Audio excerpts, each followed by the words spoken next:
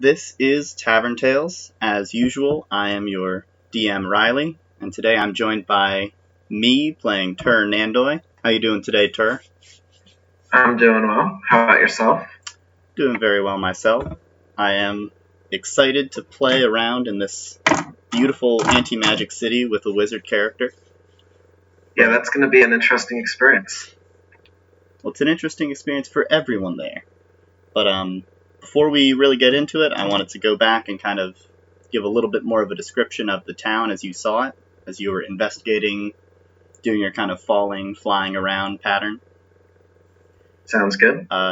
So as you're kind of going around, you see that it's a fairly large settlement built inside this kind of valley between the two hills, and strangely, there are multiple different sorts of types of building. You can see a majority of them are built out of wood, but they seem to be raised up compared to all the stone buildings. Like the stone buildings are significantly further down into the valley, almost like they're deep within the ground, and the wooden buildings kind of stand above them. But then up along the hills, you can see that they seem to have been dug out, and there are some buildings that are built directly into the sides of the hills, and some that are leaning on the hills, kind of going up them, rather than flattening out the ground first. And scattered about the tops of the hills, you can see there are a few other of these sorts of gate-like things that you were experimenting with and walking around, but a lot of them seem to be fallen down or broken. The only ones that look like they're complete are the one that's on your side, right at the entrance of the valley, and the one that's on the other side of the valley. Wait, gates into the city? The little, like, Stonehenge type gate you were experimenting with at the end of last session. Like the two big pillars with one across. You can see lots of those sorts of pillars set up on the exact crest of the hills, but only those two at the entrance and exit of the valley are still intact.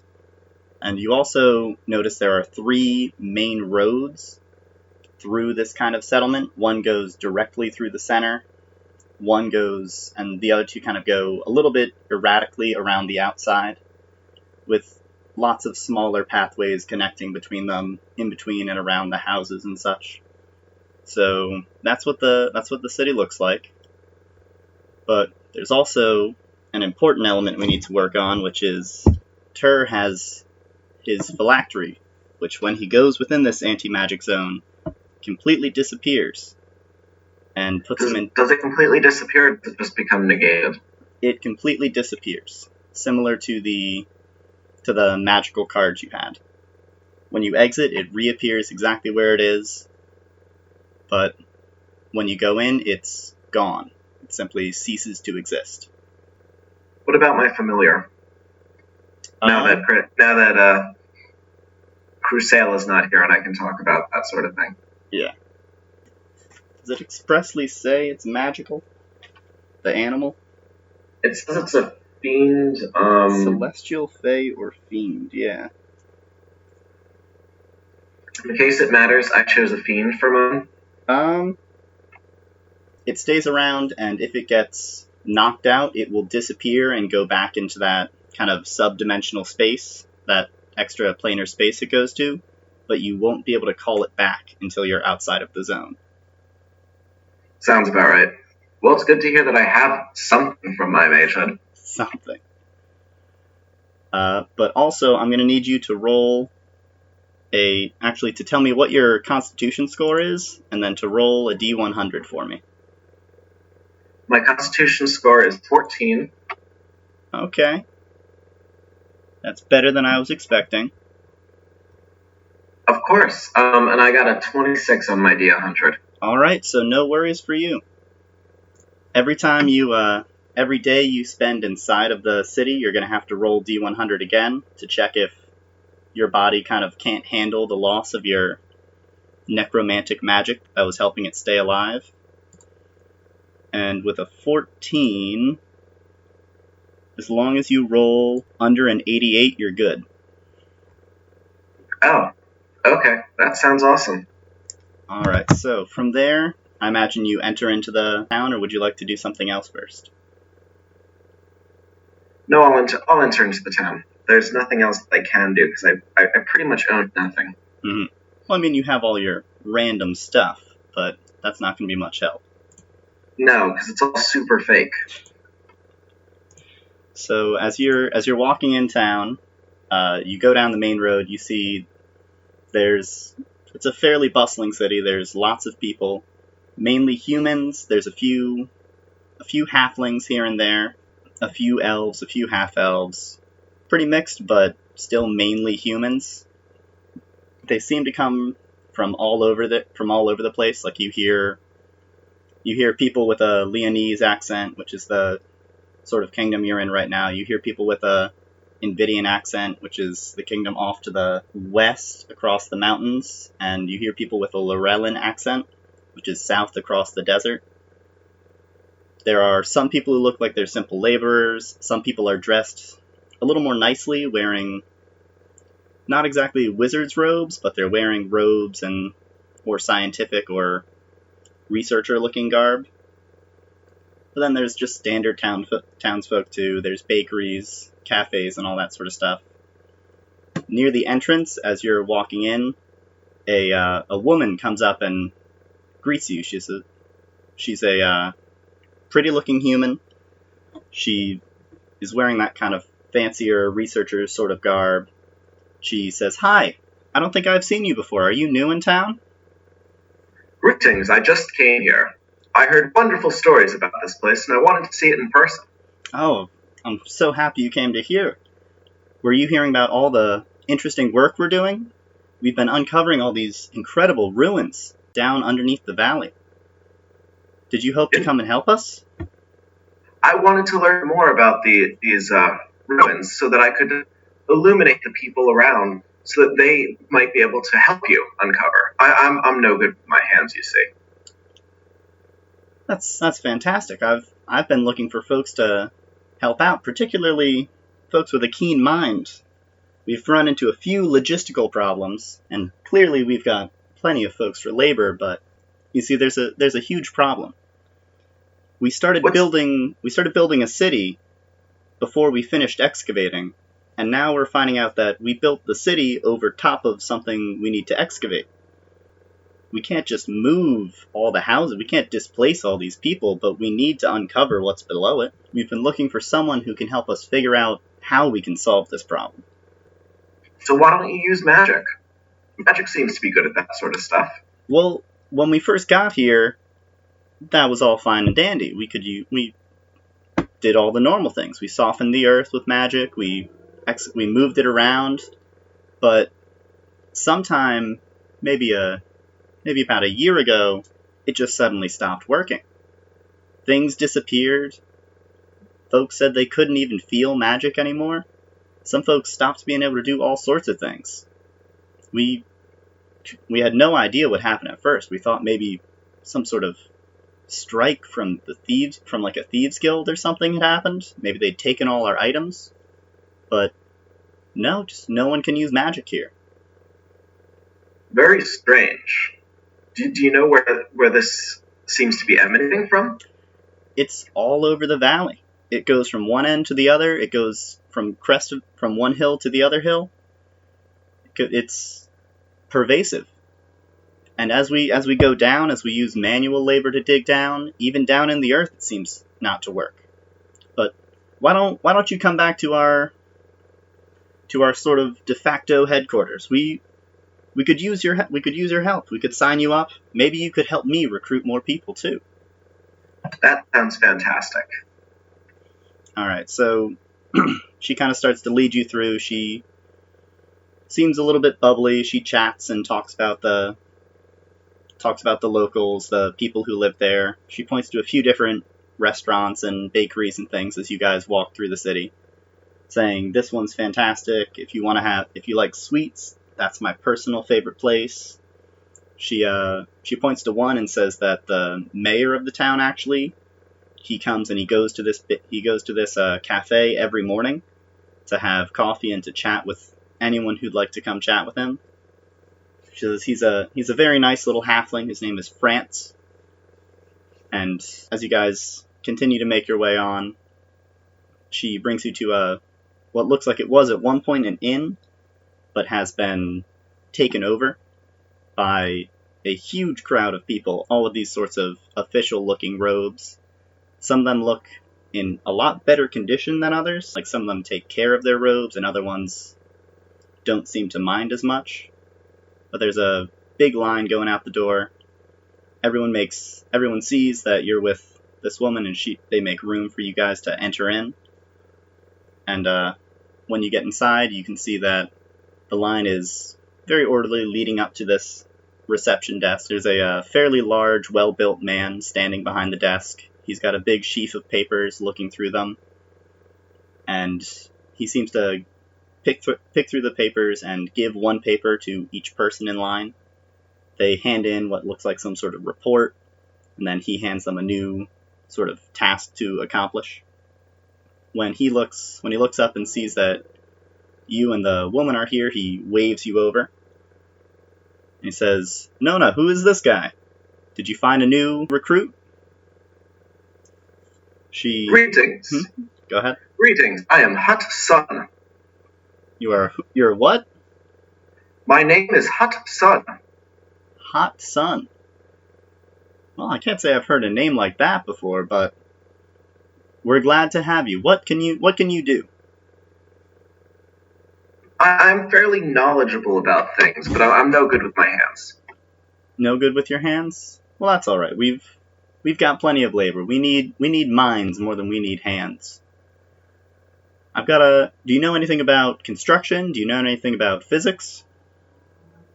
I can figure it out. All right, that's good. I'm Tan Guy. Tan Guy View. Nice to meet you. He holds his hand out to shake your hand. I take it. All right. So, as you heard from Nona here, we've been looking for help for a while. We've run into a few logistical problems. If you wouldn't mind signing up, we've got a few papers to sign, and we'll give you a stipend as long as you stay in town. If you would like to continue working with us after you finish your jobs here, you'll have to head back to our headquarters in NVIDIA. There they can sign you up and advance you in the ranks, but we have research sites all over the world. Although our current priority is here at this town, we believe that uncovering the secrets of this hidden city could reveal more and more about the world before us and help us further understand and deepen our cultural knowledge of the past. He takes out a few papers and points where you need to sign, signature, and all that stuff. I'll read through them all. Okay. I don't want to fall to a trick that Kana might try and lay. All the paperwork seems to be on the up and up. It's fairly standard legalese. Has all sorts of things saying, as long as you do remain part of the group, we will help you recover in the case of any sort of serious injuries on the job. There's insurance policies, there's all sorts of health details and suggested work hours, contact information for your direct superiors. In this case, it is in fact Tan Guy View. And nothing seems to be out of the ordinary or otherwise tricksome about it. Okay, I will sign as Hot Sun. Okay. After you sign, he accepts the papers, he hands them to Nona to have her go file them away, and he continues looking through the papers to get the line moving again, but he keeps talking to you as well. He says, "So you've only been here, you just got in today, I believe?" Yes, that is correct. All right. What have you heard? What do you know about our town here? I know that you've built the city on some ruins, and I know that this city, for some reason, is suffering from a null magic zone. That is correct. We do want to. Our main goal is to uncover the ruins and figure out what was going on here, but that would be a lot easier if we could figure out what was causing magic not to work here. And it's not just magic. Nothing magical can even come in. As soon as So I've heard. it was terrible. It was terrible. I had an incredibly useful object. It allowed me to work at the excavation. I could clear out a section of sand and stone and dirt in maybe 5 minutes that it would take a worker the whole day to clear out. That disappeared, and it's been so slow since. Indeed, I bet. So I was wondering, what particular area were you excavating when this null magic zone seemed to form? Because it sounded like it formed a year ago. Is that not correct? Yes, it formed just about a year ago. I have the exact date somewhere here, but we were working on a few different sites. I remember at the time we were looking into the hillsides to try and figure out what was to expand our excavation there. We discovered some sort of regularity in the strata of dirt that let us figure out that was how this old civilization had grown their food. And Very interesting. I believe we were also digging up the central excavation area, which is right near the center of the valley, and one more out further towards the entrance. Those were the three we were working on. If I finish up my work, you can come back. I'll have the exact spots for you. Do you think we need to focus there? Or I'm curious to investigate those a little further. But I don't think there's. But I'm not sure which ones to investigate at this point. Well, Hot Sun, let me tell you something. We also found in the basement of each excavated building so far, we found a strange false wall leading to an almost impenetrable metal door. We're not sure exactly where it goes or what they do, but they seem to be connected. They all lead towards the same area. That's our best guess as to what could be causing this. But try as we might, we can't get in there so far. It's been resistant to all our efforts. What have you tried? Well, we've tried breaking in with stone and tools. We've tried heat and fire to melt down the doors, but without magic, that's been almost impossible. We just can't generate enough heat. Other than that, we've tried simply digging again. We've tried digging where it seems the door would lead to, and that just takes us to the top of the tunnel. We've been excavating through part of it, but it really begins to branch out and turn into some kind of maze or labyrinth down there. So you have gotten past the door? No, we tried to dig down beyond the door, like we went outside the building, and that just took us to the steel top of whatever passageway the door leads to. And we couldn't break through there either. Very interesting. Would I be able to find this in any excavated area? You would be able to. As long as you carry around identification, you should be allowed in to read and take notes and take measurements, all that sort of thing. As you said, you weren't very good with your hands, so I'm not sure how you would be getting in, but feel free to go take a look yourself. There might be something we've missed so far. We're looking for any help we can to get in there. I'm sure. One more question while we're on the subject. Were there other places that you excavated more than a year ago that had this same door? Oh, every single site. All our excavation sites have had a connection to this same place. Well, we assume it's the same place. All of them have had a false wall somewhere with this steel door hidden behind it. Very interesting. I'm going to try and... What time does he think he'll be done? He says I should be done handing out duties by... He takes a look at the line. It's only out the door today. Probably 2 o'clock or 3 o'clock I should be done. We could take a walk. I could give you a tour around one of the sites. Sounds good. So he gets back to kind of working, sorting through, focuses on trying to hand out all the new duties to all the people. I'm going to go wander to a basement to try and take a look at one of the doors. Okay. Do you have a preference to which one, or just whatever the closest would be? Like, do you At want this point, whatever the closest would be. Okay. What's your passive perception? I'm going to go with 10. Okay. So you wander to the closest excavated area. You get to kind of the edge of the road, and it's a steep drop down, maybe 50 feet, give or take, down to the base of the excavated area. How would you get back up?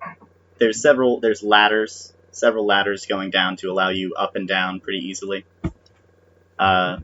Which site is this? This would be Is this the 3 sites I mentioned, or just a random one? This is a random one. Sounds good.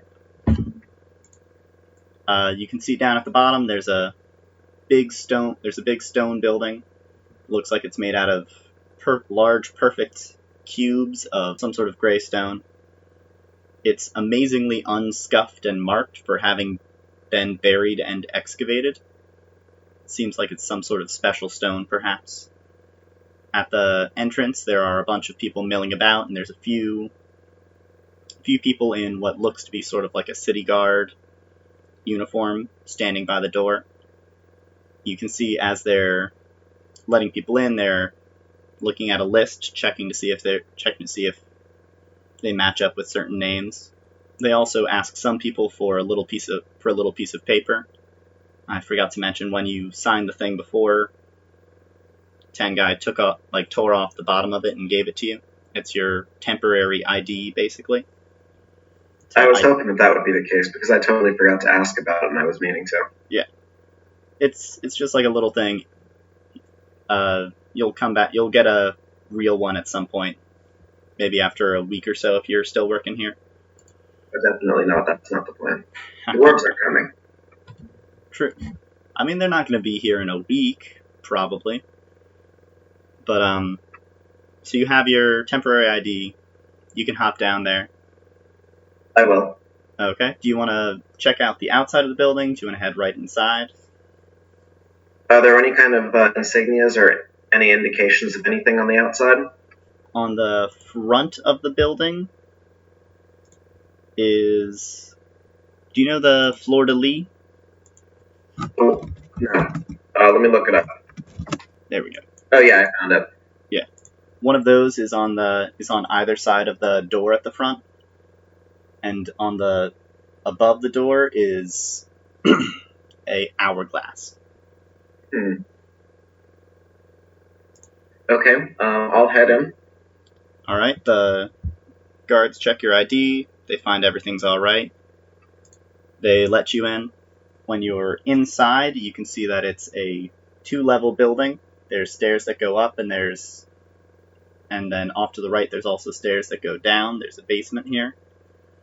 Inside, it's incredibly sparse. There's no actual furniture that you can see. It's like just an empty stone building. But Does it look like there was furniture and then it decomposed, or how old does this building look? How old does it look? That is a good question. Could you go ahead and make a history check for me to see how accurately you can place it? 22. All right. Going by the insignia you saw outside and the type of stone, you place this as very, very old, as incredibly old, old enough that putting a year on it is difficult, because records going back that far are incredibly few and far between, and there seems to have been calendar changes several times between it, but from your knowledge, it goes back to something called the Wild Age, which is a pseudo... Is that the Fey one? Yeah, that's the Fey one. It's like a Okay. pseudo historical record of when the Feywild sort of crossed over with the material plane and druidic magic started to pop up. Darn hippies. With the 22, you also do remember that that fleur-de-lis symbol is vaguely associated with the Kingdom Lorel. Currently, they use a much more stylized version of the icon, but this is sort of the root symbol for it. So it's something related to the distant past of Lorel. You don't know what the hourglass icon or iconography means, though. Okay. I'm going to do a quick go through the rest of the house just to see whether I can find any kind of symbols or anything of that sort. Okay. When you go up the stairs, you do see, instead of just the big open space that the first floor was, you see there are actually a few walls to separate out and create rooms in the second floor. It seems more house-like than the first floor did. Like, this seems like this room here could have been someone's bedroom, this room here could have been a study area, this room here could have been a playroom or something for children. They definitely each had their own individualized purpose. There are some remains of furniture up on this floor, which support that. Like in the bedroom, you see there are bits and pieces of almost completely rotted away or petrified wood. In the study room, there's dust and remnants and the sorts of things that you would see where books or vellum had been stored and then eventually kind of aged away and disappeared. In the other room, you just see various bits and pieces of old stuff. So that one's a little bit harder to place. You're not quite sure what could have been there, since it's weird. It's like little bits of metal are here, little bits of wood are here. What kind of metal? How smart is Tur again? He's got like a 14 or something? 15 intelligence. 15? He's working on it. Yeah. It's not a metal he knows, but it's definitely some kind of alloy. Is anyone around? Yes, there are researchers kind of like looking around, taking and retaking measurements, both like measuring the room, looking at how much stuff is there, moving it around to try and figure out where might it have been from. Like one of these researchers is picking up one of the pieces of metal and dropping it to see how it bounces and moves. They're trying to figure out, is this where it was originally? Did we move it with the excavation? Bringing it back to the spot, like, okay, in our records we have it was here originally, but that might have been because the dirt was coming in.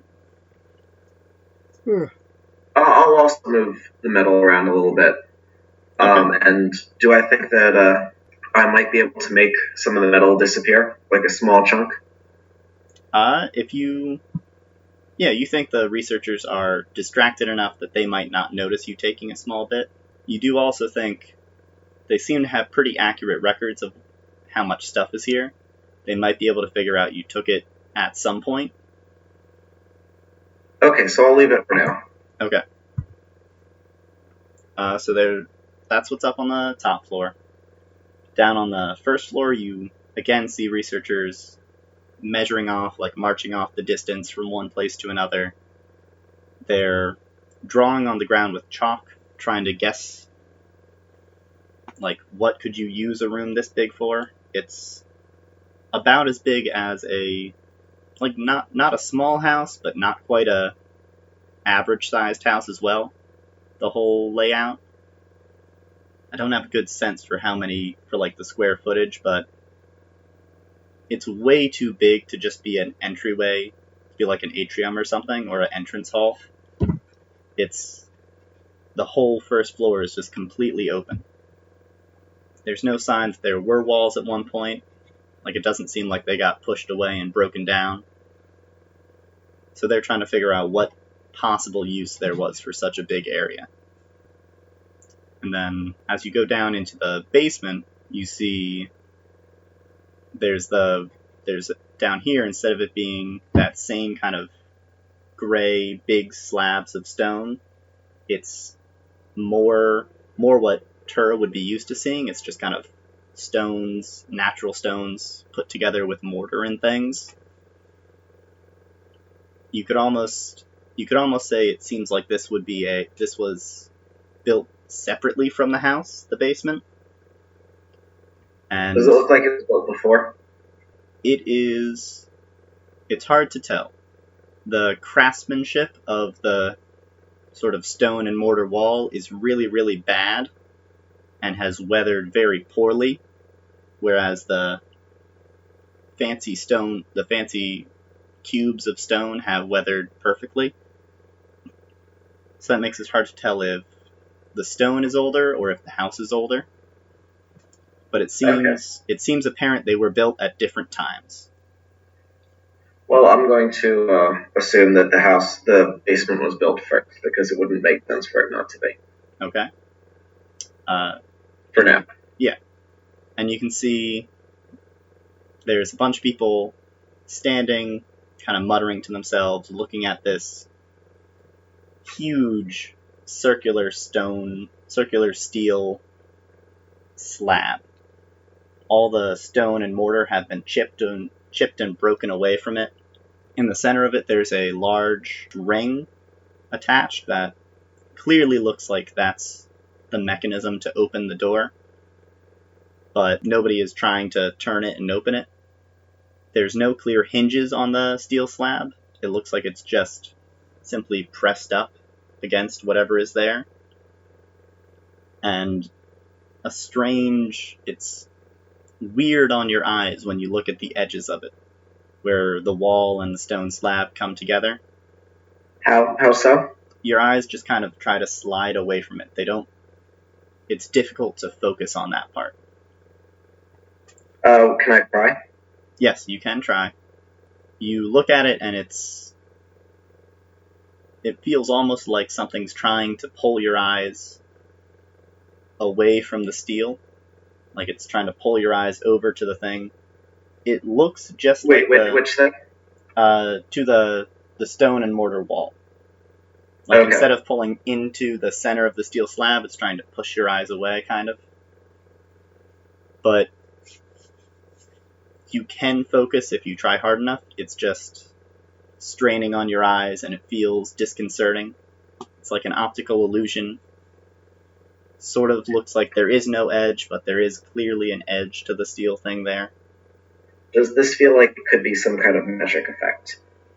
It feels mundane. It feels like it's just something where the crafter knew how the brain processes this information and did something that makes the brain process it in a strange way. Does this effect also apply to the door? To the door? No, the center of the door is fine. It's just the outer edge. I'm going to approach the outer edge of the door. Okay. And investigate it further. What is causing this effect? It's as you get closer and closer, like you lean in very close, you see that there's a slight wave pattern to the very edge of the steel thing, and there's underneath it an overlapping wave pattern, and the two together sort of make it seem and look like it's turning and moving and stretching outwards. Kind of like those weird spiral ones where if you look at it long enough, it starts to look like the picture's turning. Okay. I'm going to ask some of the people there if they tried opening the door. The people look around, look back and forth at each other, and say, "Well, yeah, that was the first thing we tried, but it seems to be locked. The ring won't even turn. We tried turning it one way, tried turning it another. We started trying to pull it out, push it in, but no matter what we did, it seemed to just stay exactly where it was. And we measured at the different houses to see, is the position of the ring the same? Like, is the angle of each of the slats within it different? They're all at the exact same angle. They all have the exact same number of kind of bumps on the back of the ring. They're all pointed the exact same place. The first one is pointed directly up. Then the two other perfectly diagonally to pointing towards the corners of the room. We've tried doing all sorts of things. We heated it, we cooled it. We can't think of anything else to do, which is a bummer because that's our job today. Do you have any ideas? I want to go up to the door and try and feel that door handle. Okay. What are you trying to accomplish by feeling it? Does it have any sort of like? Does the ring move on its own at all, or is it like actually part of the door? Can it go up and down? Does it seem like a knocker? It's more like a, like, you know, on safes they'll have that in movies. They'll have that like comically large turning thing on it. It's like that, yeah, but shaped like a steering wheel instead of having those sort of ship little things coming off of it. It's connected through those three sort of connector parts to some kind of bolt mechanism, which itself is hiding whatever is connecting it into the door. Like it's connected to something that's bolted onto the front that's hiding whatever the actual turning mechanism is. Okay, so this is in front of whatever the turning mechanism is. Yeah. This is what you're supposed to turn to have the turning thing move, but it seems to be locked in place. Is there any kind of thing that indicates what's locking it in place? No, there's not like a bar that's stopping it or anything like that. It simply will not budge. Do all of these doors suffer from the same effect, where they don't move? Yeah, every single one. We tried doing all sorts of things to all sorts of them, but no matter what happens, no matter how much weight we put on it, it doesn't turn. Does it look like each of these doors... does it look like this door is opened... does it look like... Sorry, give me a moment to think of what I'm trying to say. Does this door look like... when I try the door, does it feel like it's like barred, or does it feel like there's like a massive amount of weight behind the whatever is holding it? It feels more like there's a massive amount of weight behind it. Like it feels like, rather than it being, you know how like if you're trying to unlock something with a key, but the lock is really rusty, you got to turn really hard to try and make it, and it's just that the thing is stuck together. It's more like if somebody was holding on to the mechanism, trying to keep it from opening. Okay. Does it look like I might be able to attach some kind of fulcrum to this? You could definitely attach something to the ring. I'm going to ask them to try and get something that I can attach to the ring, like some kind of large metal bar or something. They start talking amongst themselves. One of them says, I think we have something like that. I know there's the metal pieces in a few of these houses. I think one had a pretty long one. How long were you talking? As long as you can find. The researcher who said that says, all right, I'll go requisition it, see if I can get it. He hurries up the stairs and heads off. The others start to ask, well, what are you planning to do? What are you going to try? I think someone also who's very, very obese. Many people, actually. You want obese people? Or strong people. I don't particularly care which. Well, I don't know if we have any of the former, but we've definitely got some of the latter. I'll go talk to the guards. Maybe they can help. Another one of them kind of runs off to go see if he can get some help. The others continue to look at you, waiting to hear your explanation. I, of course, do not provide it. Okay. I ask them whether they have ever I'm going to try something. I say I'm going to try something in the meantime, and it's going to sound crazy, but it's just worth a shot. All right. Can everyone look away from the door? You want us to look away from the door? One of them says. Yes, that is what I said. They kind of look back and forth. Well, what do we got to lose? I guess we'll try it. They'll turn their backs to the door for a minute. I'm also going to close my eyes and try the door handle. Close your eyes and try it. Yes. All right.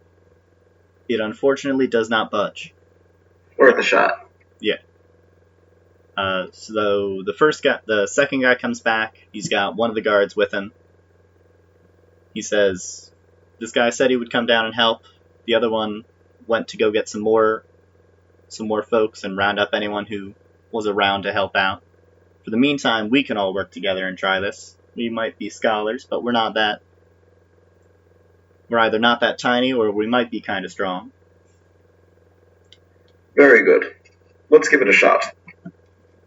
Alrighty. Takes a few more minutes. The first guy comes back. He's got a decently long length of that same strange alloy you saw upstairs. Perfectly straight and 10 feet long. So what are we trying here? I'm going to try and stick it into the door, into the ring, so that it can act as a fulcrum. Okay.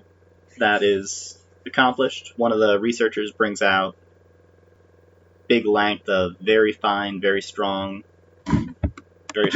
wire to tie around it as well to provide extra kind of support and place for it. I say, oh, we need cooking grease. Or grease of some kind. One of the researchers says, well, we've done everything else so far, so I guess I'll go get some of that. He heads out, and when he comes back, he's accompanied by a few more people. They're coming to check out what's going on. One of them looks a little bit different than the others. She's wearing normal clothes, but there's a couple other normal clothed people as well. It seems this is becoming something of a interesting event for people. They want to see what you're trying to do. And the researcher came back and has the cooking grease now. Okay. Can I try and lubricate the door handle, the mechanism? You want to try and get it into the mechanism? Yes. Yeah, you can try and place them in there. You kind of scoop it around, sort of swish it about on the thing, and try to squeeze it in. It doesn't even seem like there's a crack between the sort of bolting shield that's hiding the mechanism and where the rod of the ring goes in. But after trying for long enough, you feel like either it's gotten in there or it hasn't gotten in there. You'll have to try and open it to find out. Okay, so I'm going to try and get a bunch of people to apply pressure to the fulcrum. Okay. Everybody is pushing on it. I said it was 10 feet long, right? Yes. Could probably get like 6 people pulling on that. 7 maybe. And I order everyone to synchronize their pushes, their pulls. They're all kind of working together. They get better and better at it as they're trying. You're giving them advice on appropriate pushing technique and all that. 1, Yep. 2, 3, 4, 5, 6, 7. All right, let's see how these guys do. All of them together are pushing and struggling and squeezing as hard as they can, all together trying to squeak it, and you hear the tiniest little eh, and the ring shifts ever so slightly. And then it begins to shift a little bit more, and then a little bit more. And then everybody collapses in a heap as all of a sudden it moves smoothly and without any hindrance, swirling around, and the steel slides slightly out of the way. It seems like you've managed to alleviate whatever pressure was within the locking mechanism, enough to let the wheel begin to turn again.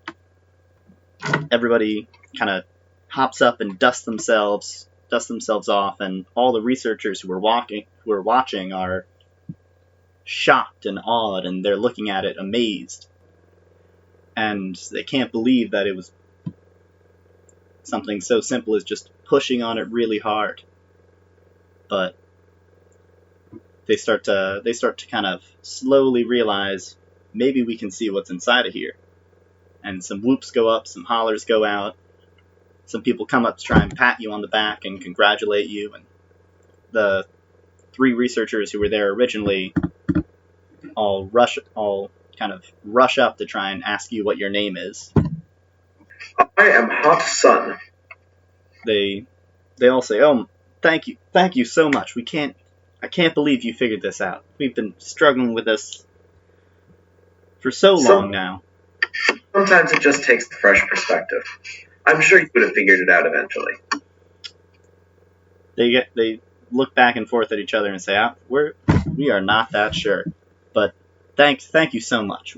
We need to go tell Tengai about this. We will be back. You stay here and keep looking. If you can get it open, we shouldn't go in yet. We should contact the other archaeologists and figure out how we want to deal with this. Maybe we need to go talk to the mayor. He's been concerned about all the resources we've put into this. This is going to be huge. This might change what we're doing here." I'm sure. So they rush off. The researchers are all still kind of celebrating, but they're calming down. The guards are standing right by the door, kind of staying where they are. They don't want to touch the door to open it yet. They're sort of waiting, looking at you, waiting to be ordered about a little bit. I'm going to try and check the locking mechanism. Can the door open now? Yes, you are able to. If you go up and turn it, you're able to see that the ring turns smoothly. It hits a hitch every time it gets back to the very original position, but it is able to keep turning, and every time you turn it about, it seems to loosen up more and more. Do you want to open it up all the way, or just kind of see if it works? I will open it all the way. When you open it, it slides over and just kind of moves along the wall. It seems to slide out ever so slightly to go over top of the stone and mortar wall, not breaking it open, and just covering it up instead. You can see that there is complete and total darkness past the door, and it has a very stale sort of air comes out. You could feel there must have been a big pressure differential, because the air comes kind of billowing out towards you.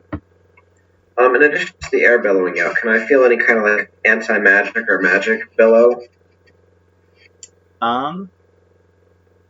There's not a sense of magic coming out of it, and it doesn't feel any more anti-magical than the town does. But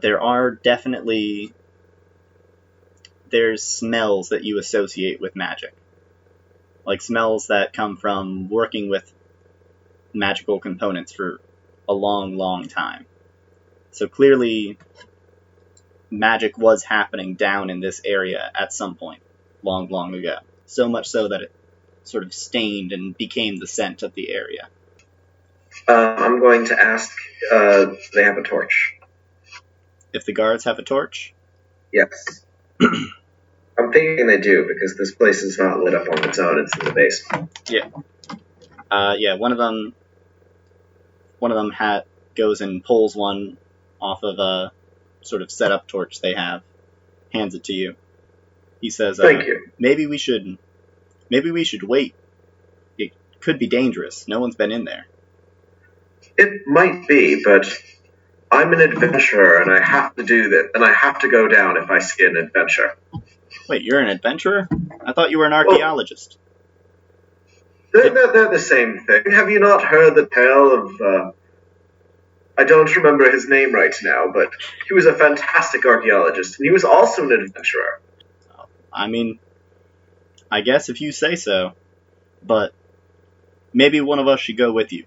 Make sure you stay safe. I would appreciate that. That would be fantastic. Alright, they kind of talk back and forth for a little bit. One of the bigger guys who came to help push says he'll come along with you. And he goes and gets another torch of his own to light up the area and tentatively pokes his head inside. As the light shines from the torch down into the tunnel, you see it's a long circular tunnel. There's a little bit of a flat surface on the bottom of it with a little bit of a textured sort of swath every once in a while to help with footing. But you can't see far enough with the torchlight to see how far the tunnel goes from here. How far does the torchlight go?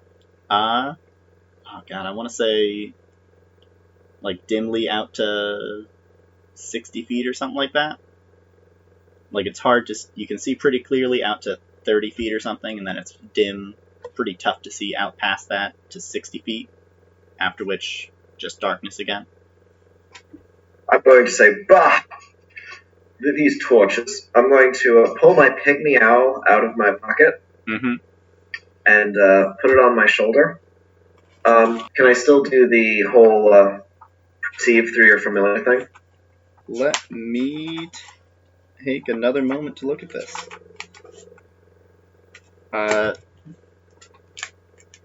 You can't actually share its senses, but it still can see in the dark and like communicate with you somewhat. Like it can poke you, prod you, that sort of thing. So if you were to say like, do this if you see something dangerous, or do this if you see something important, something I should see, it could do some simple sort of sign language-ish stuff for you. Okay, I'm going to communicate that. Basically, give me like one squeeze if you see something that's worth noting.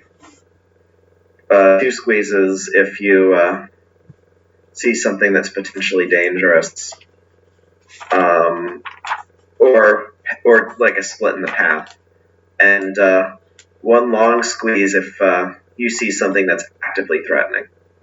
Okay. Immediately, the owl gives you 2 squeezes to indicate there is a split in the path up ahead.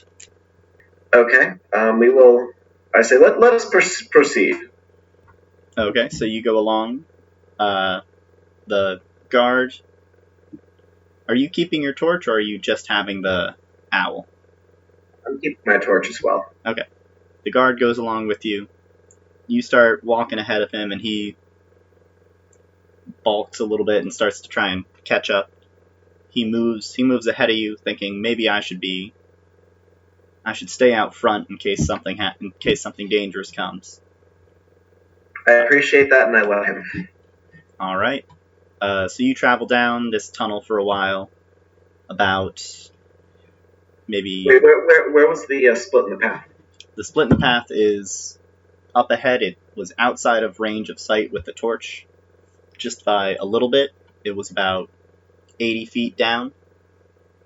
Okay. And there is also a noticeable incline or a decline, a noticeable downward angle to the path. Hence the little bit of footing to help you maintain your traction. When you get to the split, there are 2 different pathways. One leading off to the north. You're heading down to the west, and the one path leads off to the north. The other one leads slightly southwest, and they are both. The southwest one continues to head further down into downwards into the earth. The one off to the north heads upwards a little bit. I ask the owl whether the owl can see any kind of like door up to the north. He does not see a door, but that does remind me, he squeezes your shoulder twice, to indicate there are splits in the path on both of these paths that he can see. I tell the owl, the owl's name is the Reaper. I tell the Reaper to go investigate, to go fly down the more north path. Okay. And take a look to see whether get to the intersection, see whether it sees any passages, and then report back. Any passages, like any of those any of the inside of the doors. Okay. The owl flies down and then returns. It shakes its head to say no, there were no doors, but it squeezes your shoulder twice to indicate it found more branching pathways. Okay, very good. What is this floor made of? The floor is made of steel, basically. Like it's a big steel tunnel. Like a gigantic pipe made out of really thick steel.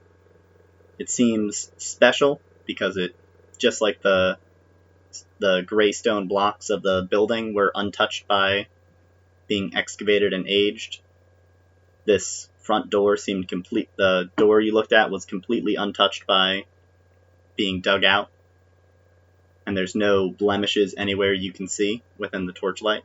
Okay. Let's see, what else would we want? I think what I'm going to do is, I've got fake blood packets, so I'm actually going to use that a little bit. Okay. I'm going to use that to, can I paint an arrow? Can you paint an arrow? On the floor of that? Yes. Okay, I will paint an arrow on the floor with that, pointing back out the door.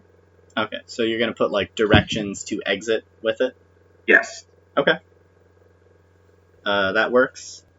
It works like normal, works like the blood. It's fairly quick drying. It's a fairly quick drying blood packet, because it was intended to be used in a play, so that they could just kind of brush it off after the scene was done.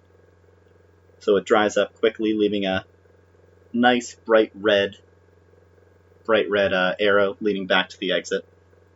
Okay, and I'm going to try and follow the paths that go towards the center of town. Every time leaving an arrow pointing back the way I came. Okay, let me see. So you were in that one. Oh wait, which direction does the smell go? Does the smell? The smell of the magic. The smell is everywhere. It goes in all of the tunnels. Okay, then I'll try to follow the path to the center of town. Okay, so you want to go up the northern path then, to start. And you want to just keep going at every intersection you get to, trying to head towards the center of town? At this point, yes. Okay. So you continue for a while. As you go through these paths, you notice that you tend to, heading towards the center of town, you tend to be going downwards more often than upwards. Like some paths will have an upward angle, but mostly you're heading further and further down. You don't have a clear sense of how far down you're going in the earth, but you've been traveling for a decent amount of time. But you arrive roughly where you think the center of town would be, going by the directions. And as you're getting closer there, the smell actually does begin to get stronger. That scent of magic, or magical reagents and such.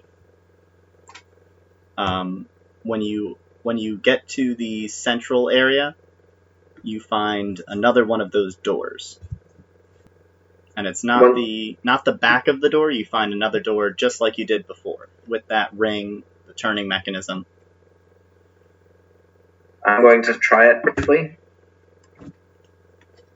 This one turns without any issue. It slides, and it turns, and do you... was I? Oh, I was not able to see what the back... Okay. Yeah, do you want to open the door all the way? How easy was it to close the door from last I saw? You did not see if anybody closed the door. They left it open behind you. But when I opened the door, how easy did I think it would be to close that door? You thought it would be basically the same. It would be it would just be turning the wheel turning the ring the other direction for a while, and it would close itself that way. And from my experience with the door, did it seem like you could close the door from the other side? You would think you could open the door from the other side. There's nothing that leads you to believe you couldn't. Okay, so I think that the door could be opened and closed from either side? Yes. You believe it would take some time. It takes time to open and close the door. Like, were you to be in combat, it would be like a full action a full turn sort of thing. But it can be opened or closed, and you believe you could open or close it from the other side as well. Okay, so I will open the door. Okay. You crank on the wheel, the ring, you're turning it for a while. And I stop right before I think it will open and just listen. Just listen? Yeah. Okay. Make a perception check for me. Can I listen through my owl? Your owl can listen as well, yes. So you can listen with advantage. That sounds just as good. So roll twice and give me the better result. My owl got a 23 with a nat 20. That's some good listening. My owl, the Reaper is really good at hearing. Yeah. You listen and you hear pretty much nothing, but it's different than you would expect. In a closed place like this, you would expect to hear like absolutely no sound. Only now that you have the one door open out to the place, you would expect to hear the slight movement of the air. And with how long this place has been closed, and if it truly was completely sealed off, there would be nothing at all moving in here. But instead, you have cracked this door open and you don't feel any of that same pressurized release of wind and air going out. There's a little bit of almost natural sound. So it seems like there's another entrance somewhere that is open. Besides this door? Besides this door and besides the door that you opened. Okay. I open the door. Alright. It opens up to a large circular room, at the center of which... Oh, does the guard have any weapons? Yeah, he's got a cudgel and a short sword. Okay, sounds good. As you open it up, the light from your torches sort of spills out into the room. It's too large to see all the way, but you can see your light illuminates up about halfway across the room. In the center of it, dominating the entire room, is a incredibly large raised dais platform with the torchlight shines off of these lines of some sort of silvery material on the floor of the dais, making swirls and patterns and all sorts of shapes. It looks like it could be a gigantic teleportation circle on that dais. Beside it is a raised platform that has a little kind of column that looks sort of like a control panel, but you can't quite see what is on top of it. And The owl, continuing to do what it's been doing this whole time, squeezes your shoulder many, many times to indicate there's lots of these doors all across this circular platform, or all across this circular room. I'm going to check to see if any of those doors are open. You go in there. You're gonna check if they're open. If any of the doors are open. Okay. One of them is cracked open slightly, and one of them is completely opened on the complete far side of the room. Like the two doors that are open are next to each other. The doors are arranged kind of like the face of a clock. You came in I think you came in the 6 o'clock door, and the 12 o'clock door and the 11 o'clock door are the ones that are open. 12 being open all the way, and 11 being slightly cracked. Okay. Can I close these doors from the inside? Yes. It is a much smaller version of the ring mechanism that is on the outside of the door, but you can kind of reach into the side and slide the ring to close the door and bring it closed. Like you have to reach between the wall and the door. Okay, before I do that, do I see any kind of indication as to how the door opened? To how the door opened? Yes. Not at first, but if you do you choose to close the door? After investigating a little bit, yeah, I would choose to close the door. As you're closing the door, you notice at one point there are what look to be. So you know how the outside was slightly curved and waved? That is crushed at one point. As if somebody obscenely strong had gotten their hand into the edge of the door and pulled, so much so that they just rolled the door. That looked like it happened from the inside or the outside of the door? The outside of the door. Or the tunnel side of the door, rather than the teleportation circle room side. Okay, so outside of the clock room. Yeah. Does the door close fully or no?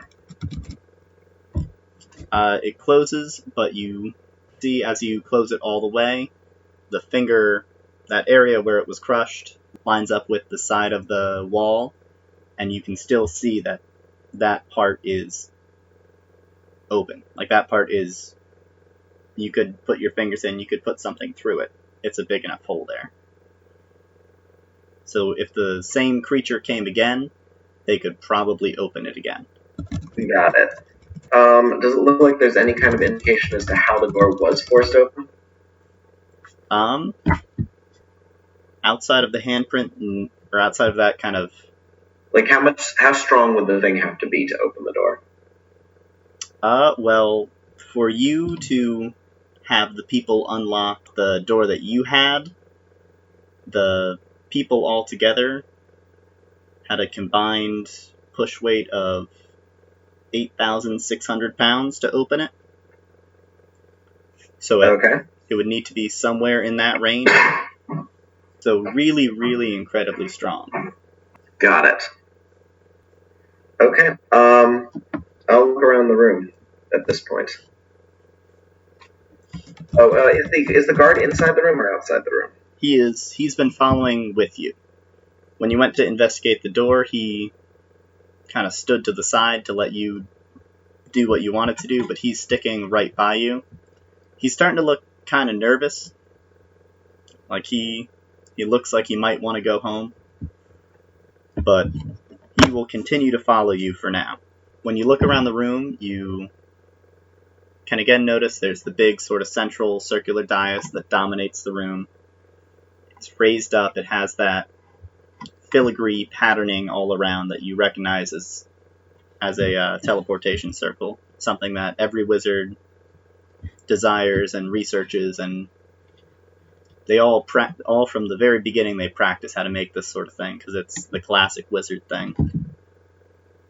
But you've never seen one that large, and you've never seen one that came with an accompanying control like panel thing, which is what that small little column to the side is. If you look closely at the dais, you can see that there are, in a similar style to the iconography on that building at the entrance, you can see there are different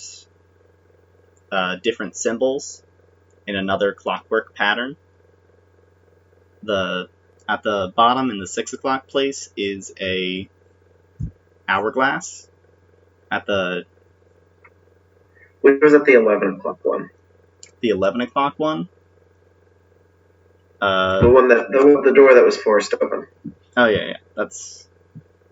The 11 o'clock one has a sword as its icon. The 12 o'clock one has a heart. Is this metal the same kind of metal as the metal fragments? It looks remarkably similar. If you had a piece to compare, you would be able to... You could know for sure. But this is another one where you don't know any metal like this, but you didn't know any metal like the other one, so it could be exactly the same. I should have pocketed it when I had the chance. It is decidedly different than the metal of the floor and the walls and everything, at least. Okay, so the metal of the floor and the walls is different from the metal of both the dais and the control panel. The silvery sort of metal that makes up the whirls and twists and signs of all the big teleportation circle looks to be the same kind as the control center, at least, or the control tower as well. These are buttons, correct? They're not raised up, but it would be only logical you would touch them. It might be you have to enter in some sort of pattern to use it, or you might have to cast the spell while holding on to the part, or there might be an accompanying item you need to go with it. Does it look like... What looks like it's draining the mana? Is there anything here that looks like it? Because I'm figuring this feels like... This, from my gauging of when I was doing the aerial surveillance, this area feels like it would be the epicenter of this, correct? Yes. From your surveillance and from your trying to keep track of how you were turning and moving, this seems to be around the center of the valley. But you do not see anything that seems to be emanating this anti-magic field or absorbing it. But you do remember that there were other pathways that you took, or that you could have taken that led you in different directions. There were some that went up and there were some that went down, so perhaps there are other central rooms like this, other central hubs you could get to. That might be either a higher level or a lower level. Okay, what do the buttons look like? Or the non-buttons? There was a sword, there was an hourglass, what else was there? Well, actually, it doesn't really matter. I'm going... What is... based on my knowledge of history, or any arcana or something, is there any way that I can identify like symbols that seem less malign than others? Less malign, like less evil or bad?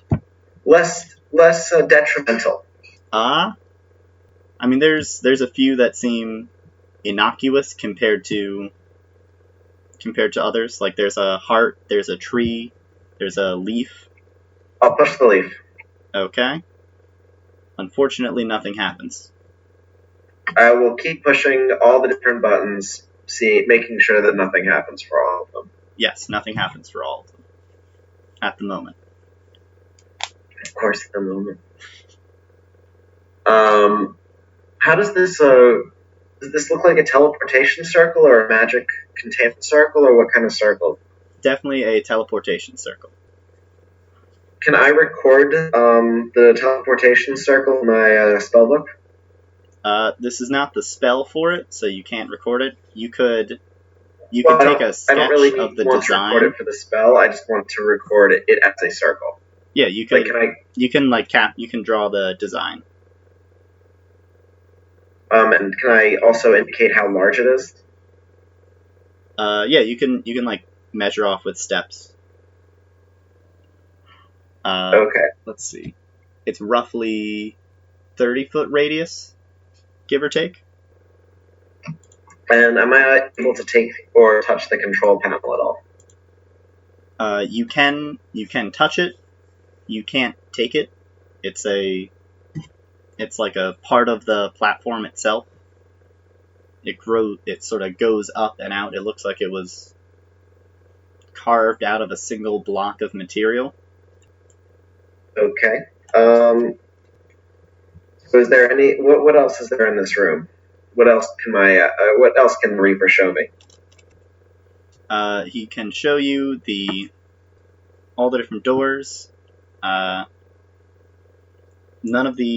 only the one you opened, and then the two that were cracked open before. That are open. The rest are sealed shut tightly. You get a good look at the door mechanism now. It looks like whichever side you open it from, it opens to that side, as opposed to always opening to one side or the other side. So it's easier to close from the side you open it. There's a good amount of space between the teleportation circle and the edge of the room, and it looks like there were lots of places to set up chairs and tables and like research equipment. There could have been a whole arcane lab here at one point, surrounding this gigantic teleportation circle. Other than that, there's not really anything to see. On the wall is the only other thing you see, and there's a large symbol carved there that says the number 2 in primordial. Okay. I'm going to leave the room through the broken door. Okay. First, I'm going to seal the other open door. The door you opened? No, the other one. Okay. I think that's door 12. Yes. So I'm going to open that, and I'm going to do the whole arrow thing. I'm going to try and stay relatively in the same spot, just either go up or down a floor. And I'm going to draw an arrow back to this room and write the number 2 next to the arrow. Okay. Do you want to go up or do you want to go down? From my experience, which way does it feel like the magic was? Does it feel like the epicenter of the magic drain would be up or down? You would think that it would be up. Then I will go up. Okay. So you continue on for a while. Continuing as you guide, the soldier starts to look more and more, or the guard starts to look more and more nervous. He pipes up saying, "I've had a nasty feeling we've been being followed. Do you think we should maybe head back? Maybe go get some more folks to try and get out of here? Maybe help us explore this place? Just feels wrong." What does Tur say? You feel like we've been followed? It just feels like somebody's right behind me, watching me. Waiting. Does the Reaper see anything? The Reaper looks around and doesn't see anything. Okay, I am going to... Let's see, what do I have?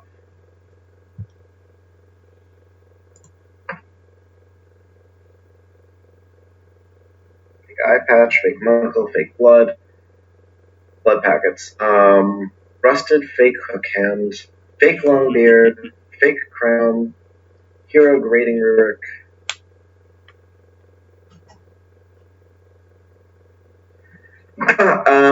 Okay. So I'm going to head down. And I'm going to take my fake crystal orb and stick it in a place that if someone were to be following us, they might accidentally kick the fake crystal orb. Okay. How are you gonna hold it in place? That is a good question, and the answer is I'm going to use a few strands from my fake long beard. Okay, so you'll put enough stuff basically by it on one of the textured parts to try and hold it, give it enough hold to stay there. Yeah, but try and make sure that it looks that the fake beard is inconspicuous among the dust. Okay. So you kind of set that up, pushing it, twisting it around. You've had lots of experience with magic being fine with your hands to do fancy things, so you're able to cobble it together as sort of a makeshift alarm. Yeah. The guard sees you doing this, and he understands you're setting up something to kind of notice if somebody's following. He says, "I still think we should get out of here, but if you want to keep looking, I guess we can." I feel like staying out of continuing to look would be beneficial. Besides, I have a funny feeling that this place is open. That someone has already been here about a year ago. What makes you say a year ago? Asked the guard. Well, I have a funny feeling that something happened here that might be causing the null magic. The guard looks at you, says, "So I mean, they pay me to fight, not to think. So if you think so, hopefully we can turn it off. Here it's been a real annoyance for everybody." Yes, that is definitely what we want to do. Turn it off. Yes.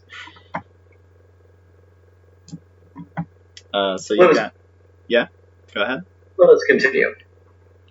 So you guys continue to go. You attempt to navigate around, going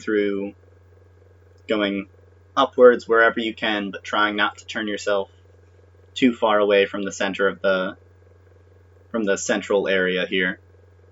After a few false turns and a while of movement, or of going back and erasing signs and backtracking, you arrive at another. Well, I'm not going to erase. I'm going to continue leaving the arrows because all the arrows are pointing back. Oh, okay. Yeah. So if you come to an arrow that's going the wrong way, you just know you're going the wrong way. Yeah, and I know which direction is going back. All right. So you take a few wrong turns. You get to turns that are taking you only away from where you want to go. So you kind of re-navigate. Eventually, you find your way back. You find your way, and you get to another one of these doors. I assume you open up this door again. Do you want to stop and wait and see if you can hear anything? Yeah, I'll stop and wait and see if I can hear the stone fall. All right. Well, I'm figuring while I've been walking, I've been keeping an ear out. Both me and the Reaper have been keeping an ear out. Oh, I meant when you're opening the door, do you want to stop and listen like you did last time? Oh, yeah. All right. Give me a perception check again.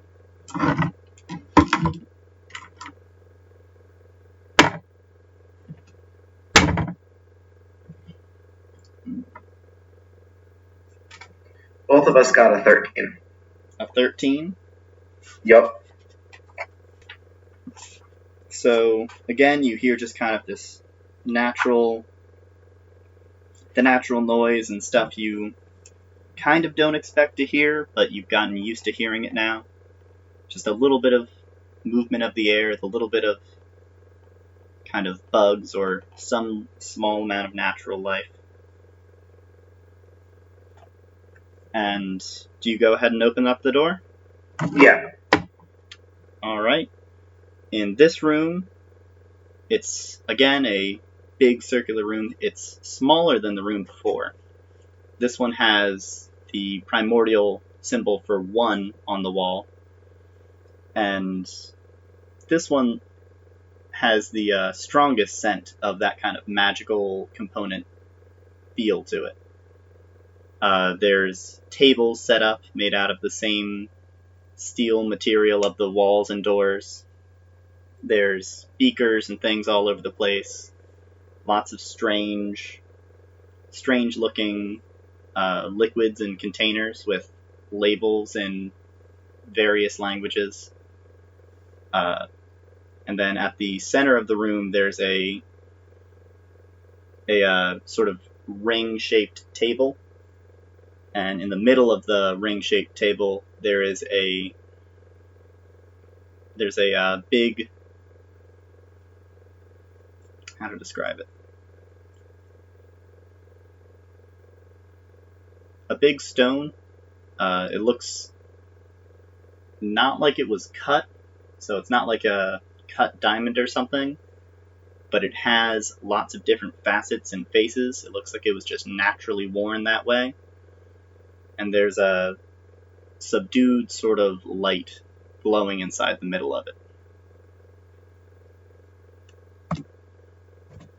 Are any doors open into this room besides the one that I just opened?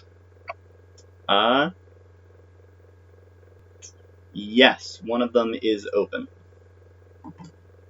The door that was directly... Gotta check the plate this thing again. So you were there, then you went up there, went off that way, so he would have come from there, so then you would have come in there. The door to the east is open, is completely open. Okay. I am going to... Does that door look like it's been torn off the hinges as well? No, this door just looks like it was opened. I'm going to try closing this door. Okay. Does it close? Gotta think for a moment.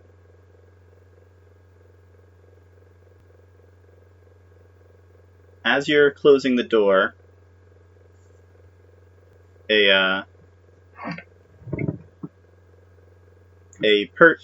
half-elf steps out of the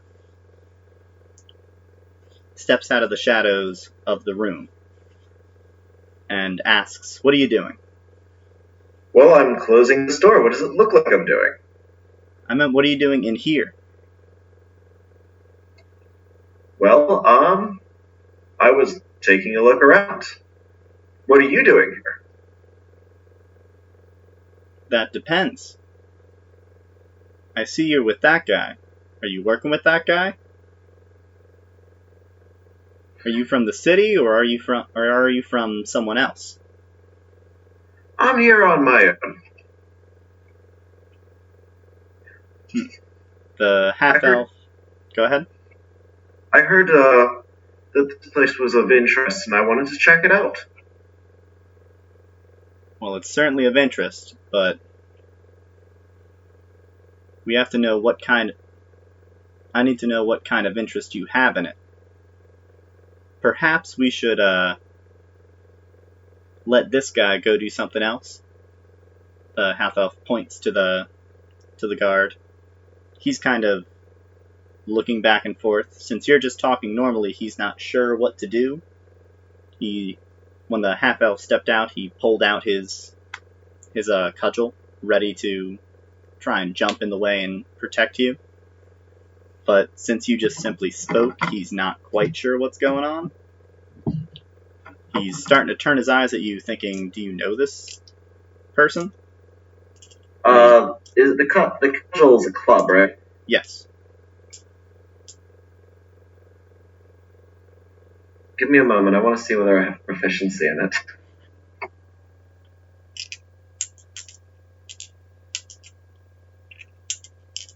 I do not.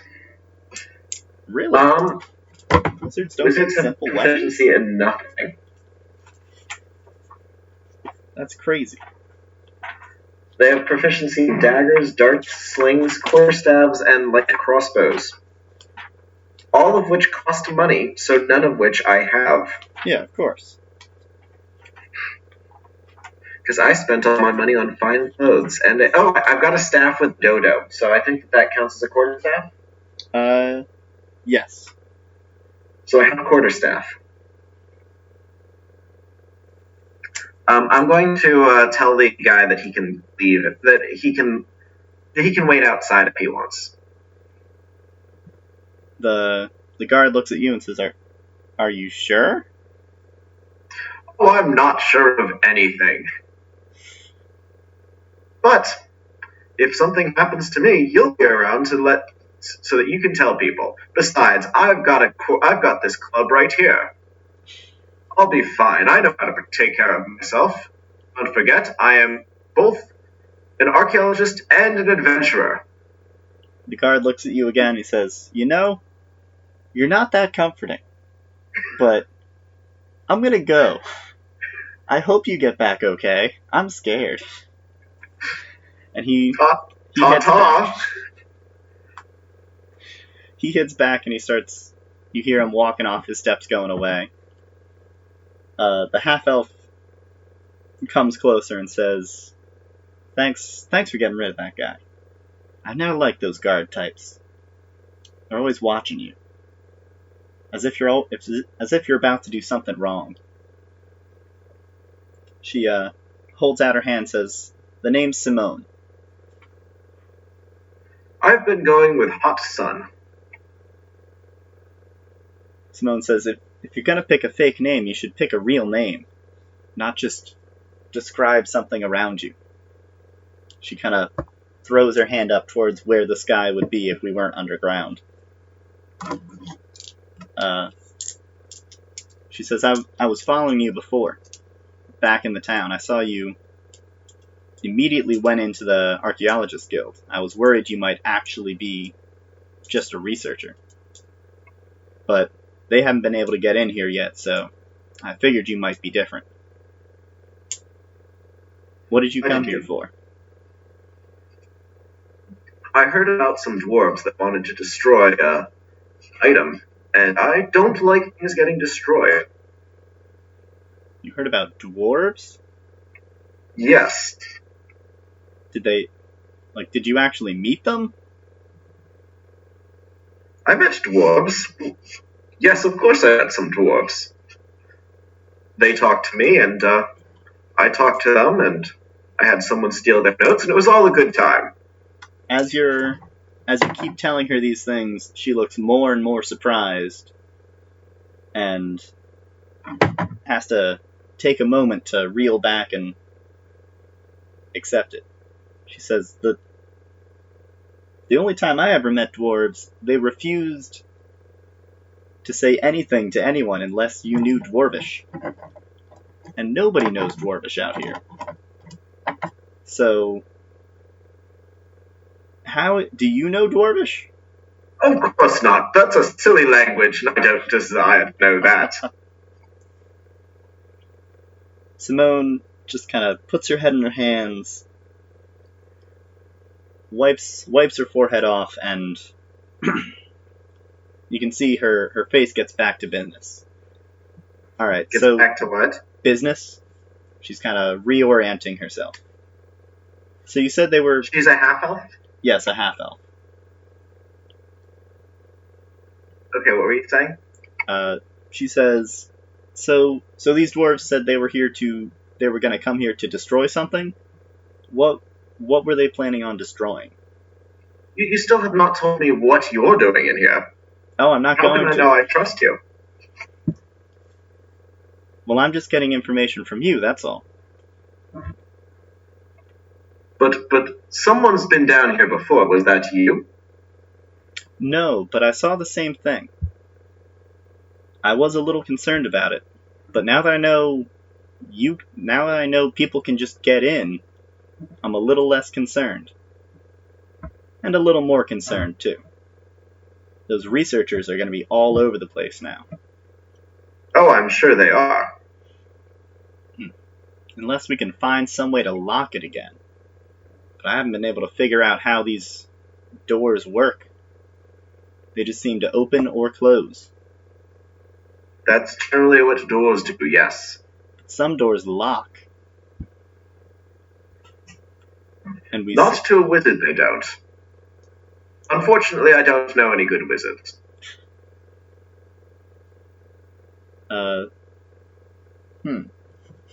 Simone looks at you questioningly as you're holding your quarterstaff and with your owl on your shoulder, looking incredibly wizardly. But she lets it pass. Would you like me to make a bluff check for that? Sure, let's see. Oh my gosh, I got a 14. I was really hoping for like a 0. That would have been nice. She still looks at you very questioningly. I don't think she believes you're not a wizard. But I don't think I believe that either. But she gestures for you to follow her. And she walks towards that ring-shaped table with the strange stone in the middle. I will follow, and all the while I'm asking, why are you concerned about this whole thing? Why are you concerned about the researchers? You haven't told me very much. Sounds like you know quite a bit about this area. I suppose it's tit for tat. I've got to tell you something. You told me something. So, I'm not exactly what you would call a upright citizen. Really? Me and my associates have come to this city because usually where you find ruins, you find artifacts and gold and treasure. There's been very little of that, at least until we found this place. Going through all the rooms here, we were able to find tons of this strange, weird, silvery metal that people have just absolutely fallen in love with buying. And then there's this big guy. She points to the large, strange gem in the middle, which we don't know exactly what's going on with it, but we're pretty sure it does something incredible.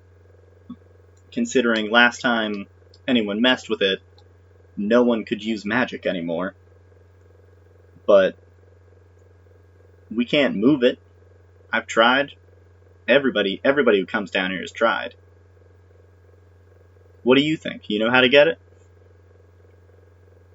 Well, I don't know because I haven't actually looked at it yet. You just kind of popped out of the woodwork. I wanted to try something though before I started fiddling with this stone. Okay, what are you going to try? If you could come with me, please. That depends. Where are we going? Right outside the door. Alright. Simone goes along with you. I'm closed. I'm gonna close the other door and then close the door that I went through. Okay, so you're gonna close the door that was open and then close the one that you went through? Yes. Are you trying to close her out of the room? What do you mean by that? You said I want to try something right outside. Are you trying to close the door while? Oh, you're going out with her and closing it? I'm going out with her and closing it. Okay. All right. And what are you going to do from there? I am going to cast prestidigitation to clean off the tip of my beard. Unfortunately, you are still unable to cast magic. The anti-magic field is still there. So the door does not keep the anti-magic field away. It's good to know. Okay, my test is done. Let's go back inside. Simone kind of looks at you askance a little bit, but she goes along with you again. I am not a wizard. I just can smell magic sometimes. She shakes her head, kind of laughing a little bit. She looks at you quite knowingly, but says, "All right, Mr. Non-Wizard. Do you have any ideas about this giant gem? It would be beneficial to a lot of people if we could either take it or if we could turn it off." I need to investigate it a little bit. I need some time. What are the other rooms? I saw room 1 and 2, but I'm sure that there are more than those two. Yeah, there's one more. There's the 3rd floor down at the bottom. Though that one is a long trip to get to. That had a lot of good stuff in it. But there's some scary feeling things in there too. Like just looking at them sends a shiver down your spine. Excuse me. Sounds perfect for this wizard that I know. Which is totally not me. Let me investigate the stone. Alright. If you would like to make a Arcana check. I got a 15. A 15? Alright, as you kind of put your hands on it, feel around it, you can feel the magic actively seeping out into you as long as you're in contact with it. But letting go of it, the magic seems to sort of dissipate and fade away from you again.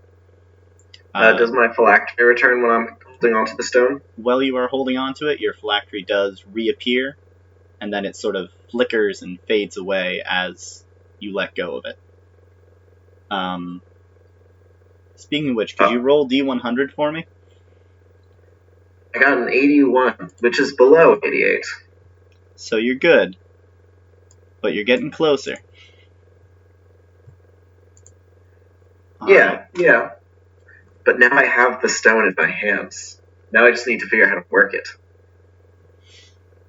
Well, as I was saying, so you're touching it and feeling it and moving around it. Well, as soon as I realize about the whole touching it thing... Yeah, you kind of stop touching it, or keep touching it. I'm going to just keep touching it. Okay. So you put your hand on it, and you felt the magic come back. You let go to try and see if it stayed, and then you realized you need to keep holding it. And your hands are on it. Do you want to pick it up and move it? Do you want to just stay where you are in the center of that ringed table? Can I pick it up and move it? Yes, you can. It's just kind of sitting on this little raised column. You can take it and take it off the column. When you do so, the sort of flickering light inside of it starts to fade very, very slowly. You can still feel the magic sort of surging into you, but you can also feel it starting to dissipate outwards from the stone. Meaning that, like, the rest of the environment is getting magic back, or? Yes, it seems to be slowly draining out of the stone back into the place. It's kind of like it's a flask full of magic, and when it's on the column, it's plugged up and no magic is leaking out.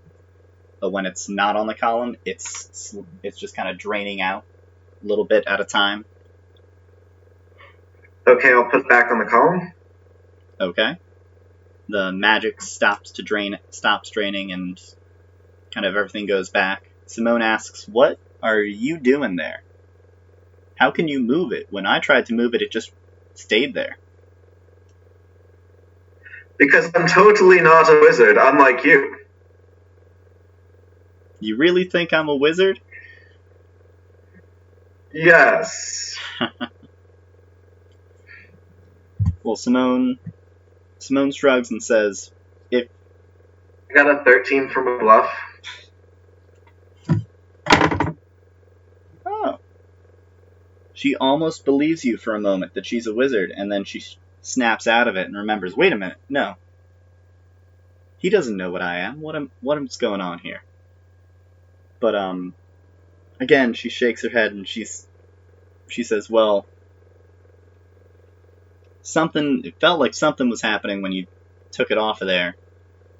If you want to take it with you, I could take you to one of my associates who would probably pay an awful lot of gold to get his hand on that. What do you say?" I need to investigate this further. As a non-wizard, I'm very curious about this functionality. Do you currently have it on the pedestal? Yes. Okay. Simone takes a look at you, and she kind of narrows her eyes and says, "Are you sure you don't want to take it with you?" I probably will eventually. I just want a little bit more time just to investigate it here. How long do you need? Not very, an hour tops. Simone walks off, kind of out of the torchlight, and leans up against a wall, waiting. You can feel her eyes on you through the darkness. I'm going to have the Reaper keep an eye on her. Okay.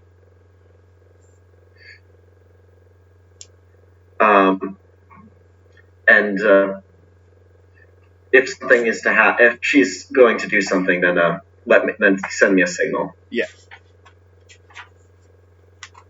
You know, the normal rules. Mm-hmm. Can I feel how to turn this field on and off?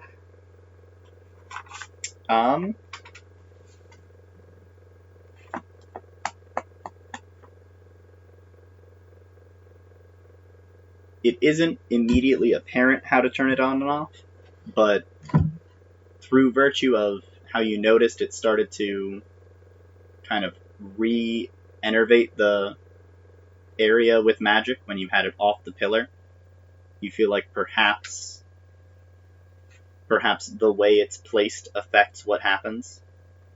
Like if it's placed a certain way, it might have this effect. If it's placed a different way, it might have a different effect.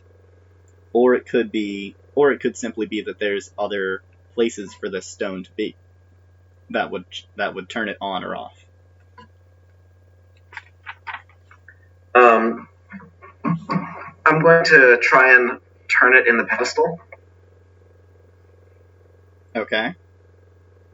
When you turn it kind of to each of the different facets, you can feel that there's a different amount of magic it seems to be letting off.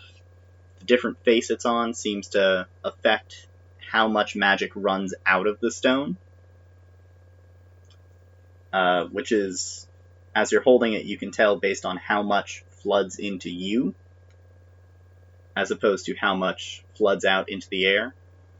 And certain faces also seem to send the magic out into the air, similar to when it was taken off of the stone entirely. So some of them are more... How many facets are there? It's difficult to count. It seems to be changing.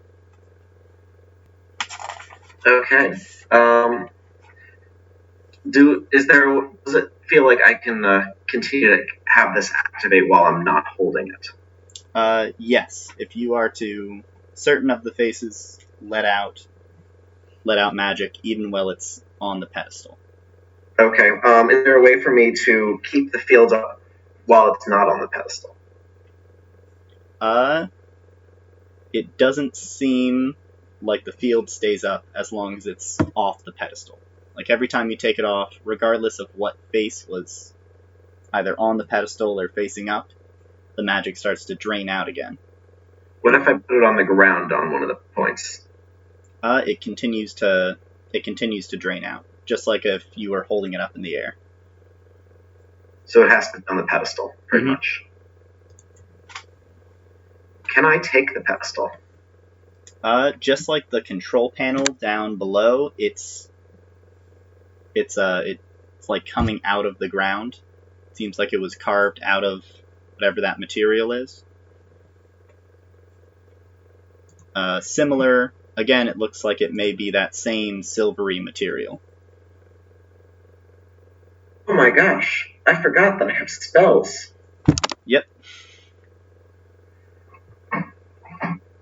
Okay, now that I have spells again, let's see what I can do.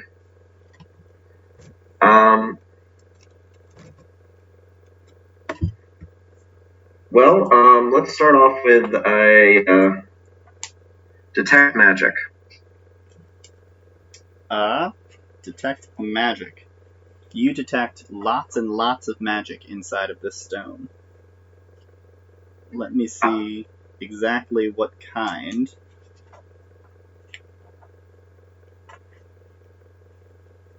That's the wrong direction in the alphabet to go.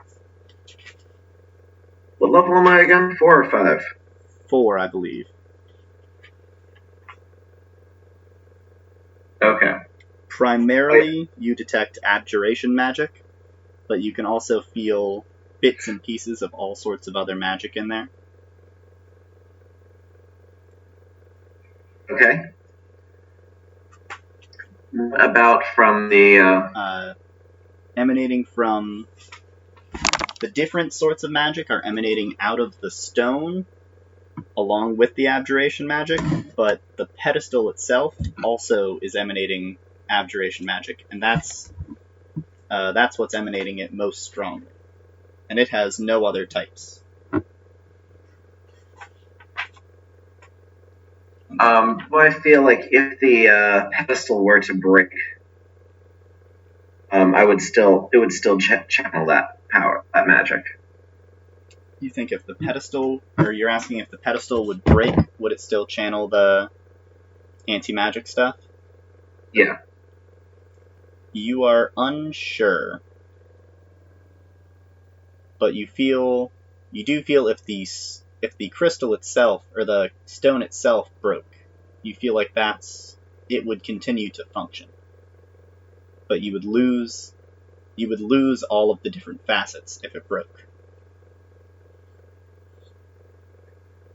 Okay, so stone. I don't want to break the stone. That's pretty much the end of this story.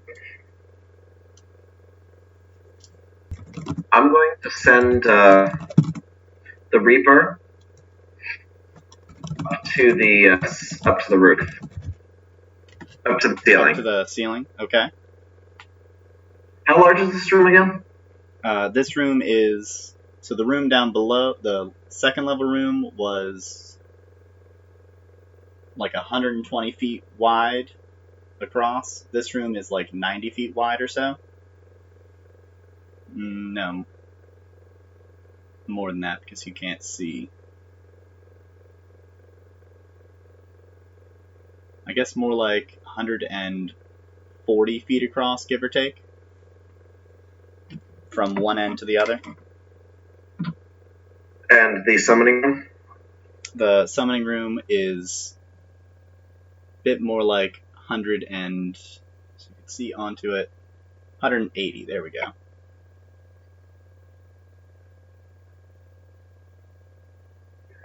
Got it. Okay. And this... I feel like that this altar is the source of the anti-magic field, correct? Yes. Like, it seems like the stone sucked up all the magic. The altar having it on there was what was stopping the magic from leaving the stone.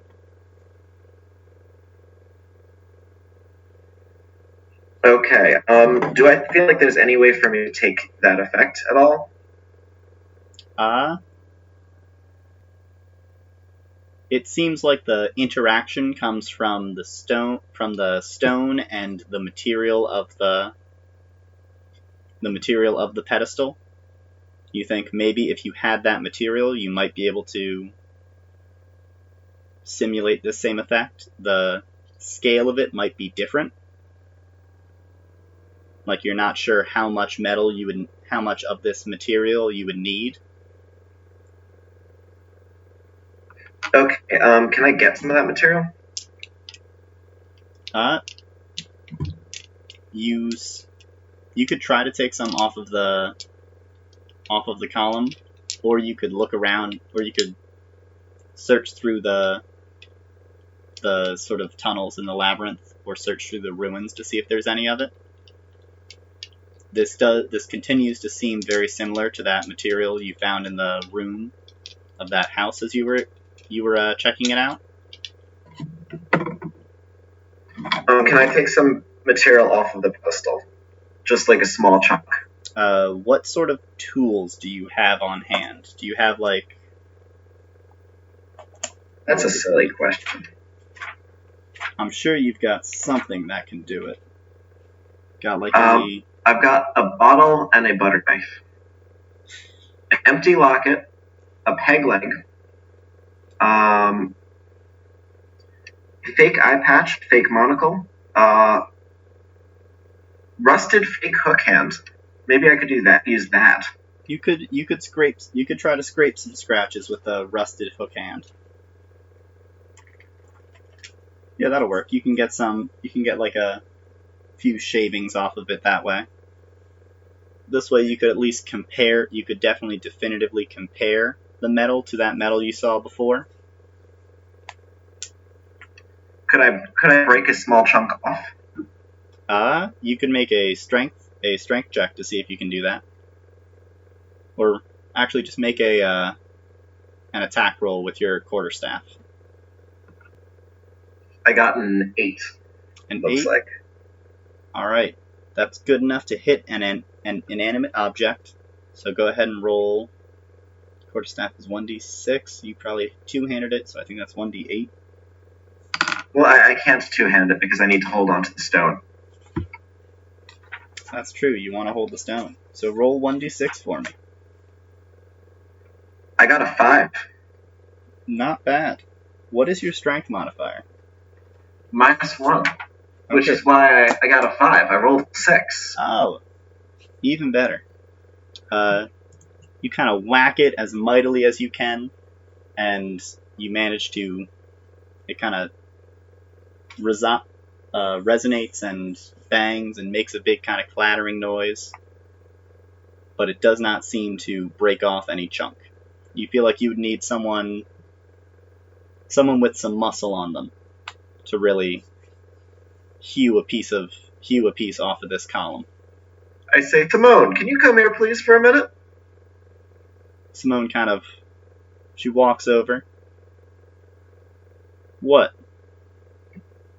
I'm figuring you have something heavy. Because I'm figuring you're planning to try and knock me out later, whether through magic or through physical means, and take the stone for yourself. But while you're on that concept, can you try and break the pedestal a little bit for me? You want me to break the pedestal? Just a small chunk off. All right. Can you tell me what this is for? Research. Yeah, but what will it do? What will you do when once I remove this from the pedestal? When you remove it from the pedestal? Do you want Yes. the honest answer or the nice answer? I was figuring that we'd both be honest with each other at this point. I was probably going to shoot you and then take it for myself. That's what I figured. So what? Will you let me have it? Probably not. But while it's on the pedestal, you can't knock it out. So, while it's on the pedestal, you have to play by my rules. I mean, or I could just leave. It is true, and then you lose the stone when I leave with it. Yeah, but you couldn't find me. I might be here, I might not be here. I might be alone, I might not be alone. I know you're alone. So you think. Simone shrugs again. She pulls out a club she had, or I guess she can't do a club. Pulls out a nope, can't do a hammer either. Why are these things not dexterity based as well? There's not a whole lot of finesse weapons. Yeah, it's gonna be basically a dagger or a short sword. Yup. If she pulls out a short sword then, and she kind of aims up, gets ready to take a swing at it. She manages to smack it quite nicely.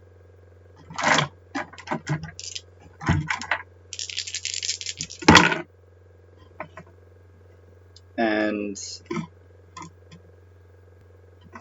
as she does so, she sort of winds up, and gets an upward swing, catching it right on the kind of edge of the column top that it has.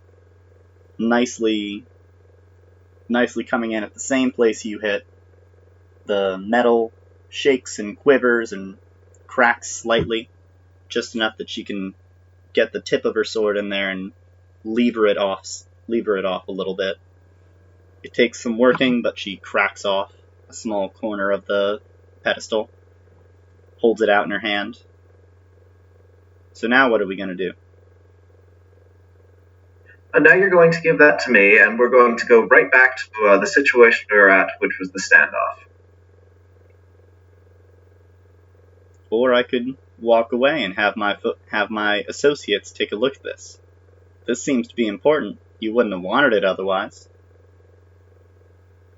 Yes, it's true that I want that, but you know what? We both want more. Stone.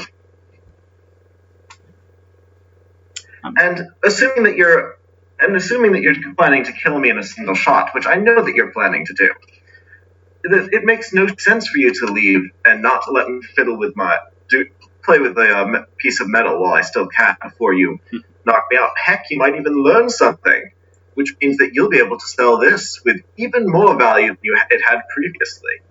Simone says, whoa, I wasn't gonna kill you.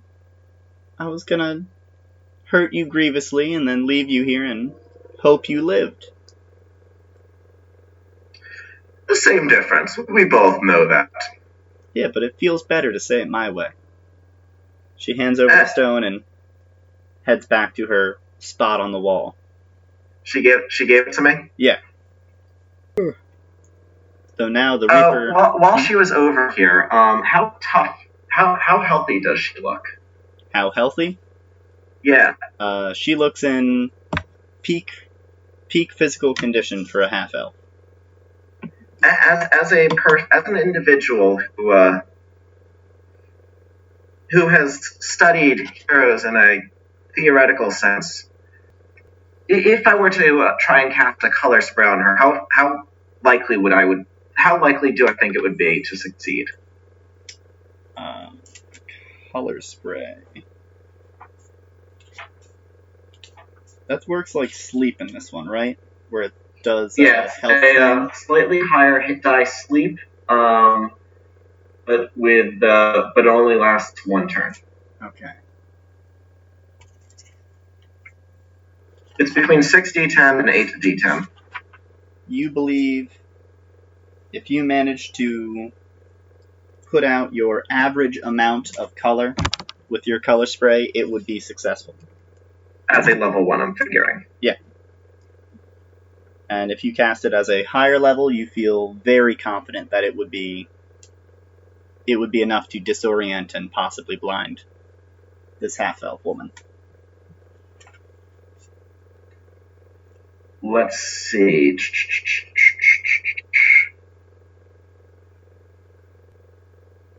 I am currently in the center of the room, which means it's 140 feet, Yes. so I'm 70 feet away from the walls? Yes. Okay, cool.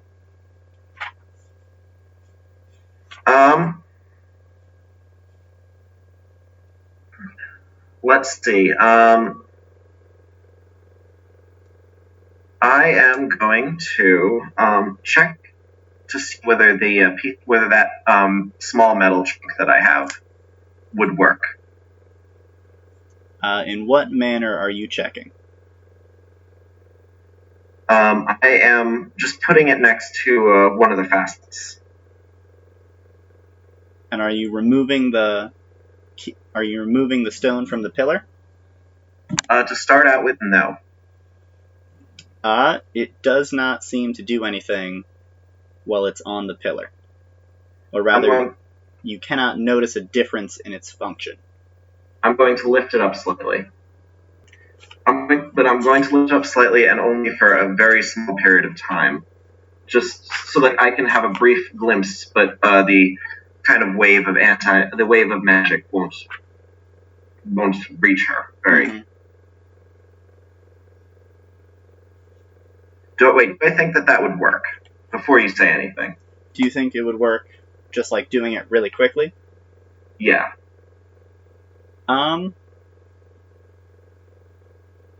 Yeah, you think she's relatively far away, and you can just try and do a little tiny bit. You think it's enough that she probably wouldn't be able to notice and do anything in the time that you would have it up and then down. And if you do choose to do this, you will notice that there is a... I will. Before you say anything, I will. Okay. There is a change in the magical flow based on... It's different than it was when you were just holding it off. When you're holding the little piece of the metal up against the gem. So it does feel like it would work? Yes. It's short enough that you don't know exactly what the scale of it is, but it does feel like it's definitely different than when you were just letting the magic flow out of it. Okay, that is good news. From my experience in the dungeon, how easy was it to navigate between the different doors? In terms of just going getting to a relative direction, like getting to the center was not that hard. You only hit a couple snags where you had to turn around or you had to check your compass or something like that. The controlling which level you're going to was much more difficult. You had to turn around several times for that. So while I'm on this level, do I think that I could navigate to this level? Like you're saying, do you think you could go or like make a circle around and get back to the same room? Yes. Yeah, I think you feel confident that you could keep yourself on the first level. You don't know how quickly. What was the level? What was the disparity in the altitudes between the levels? You are not that familiar with how to tell height difference and angle of descent and all that stuff. Since you went up and down so many times, it feels like it was a lot, but it could be fairly small. It could be similar to a normal house kind of difference, or it could be hundreds of feet different. Okay, I think that answers my question. I am going to have the Reaper fly to one of the closed doors. Okay. The other side of one of the closed doors, if I think I could do that. To the other side of one of the closed doors? Yes. How would it be getting around the closed door? It would go through the open door that we have. Oh, you would have it try and go navigate and go through the passageways? Yes. You could do that, but it would take quite a while, much longer than the hour you offered to Simone. Okay, so that would take longer than the hour. Yeah. Okay. Particularly without being able to leave those guides for if you backtrack and get mixed up or lost. Well, that answers that question, which is very good. Which means we are on part plan the second. How long did you say it? I thought it would take to close the door? A full round of your turn. So okay, and she's currently, which door is she on? She is by the eastern door that was open, that you went to close originally. Okay, so she's by her original door. Yeah, she's by the door where she probably knows where she's going. Okay, plan. I am going to start by dropping a minor image of myself in my exact location. Okay. Actually, yeah. Hold up, give me a moment. I forgot that I had that spell. That is good to know. Okay, new plan. Okay. I've got so many new plans, right? And this one, yep. I could. I am going to. I'm going to move 50 feet, or I'm going to move like 30 or 40 feet towards the to the open door opposite of her. Okay. With the stone in hand? Stone in hand.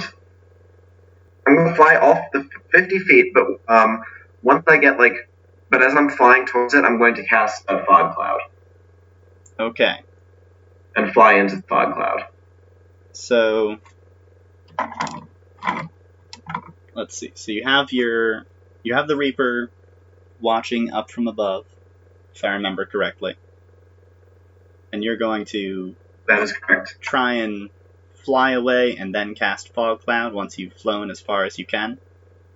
No, I'm going to fly I'm going to cast fog cloud as I'm flying.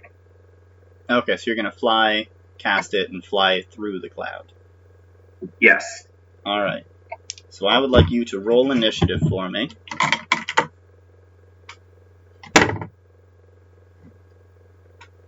Oof. You might be lucky here. Probably. I got 14. Am I lucky? You are lucky because you get to go first. She takes her triggered action of you moving and takes a shot at you, but she won't be able to follow up before you can cast your spell. I believe a 15 will hit you. Yeah, I'm figuring it well as well. Where's my armor class? I think it's 14 though. That sounds about right. Because you have I think you got a 16 in dexterity? 18. 18. Yeah, that would be 14 then. I found it, yeah, 14. And how much does she have? So that gets to be a bigger die. Obviously, I don't think she gets sneak attack because I'm fully aware of her presence and her plan to attack me. I believe you are right. She doesn't have any allies. Alright, so take 6 damage, please, my friend. And then you go ahead and you cast your fog cloud and all that.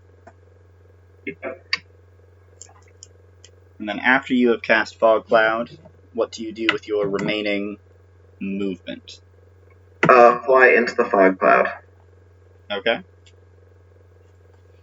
And can I fly to the...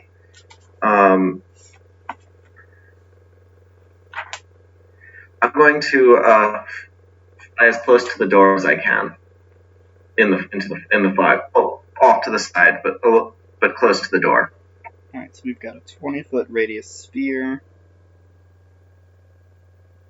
So you flew your... How far did you say? I can fly 50 feet. 50 feet, alright. So you fly like 40 feet away, get shot in your flight, cast your fog cloud, and then fly into it the remaining 10. And you want to go straight line to a door?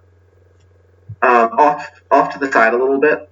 Okay. So if she takes a shot at the door, she'll miss me. Gotcha. She kind of... You hear her call out a curse, and she starts to run as quickly as she can, trying to catch back up with you. So she gets about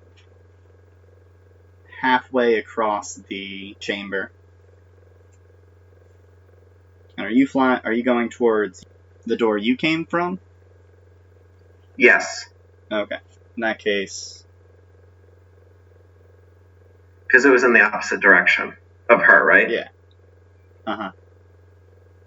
And how are you holding the stone? Are you letting magic trickle out, or are you letting magic... Or are you trying to keep the magic in? I'm letting magic trickle out.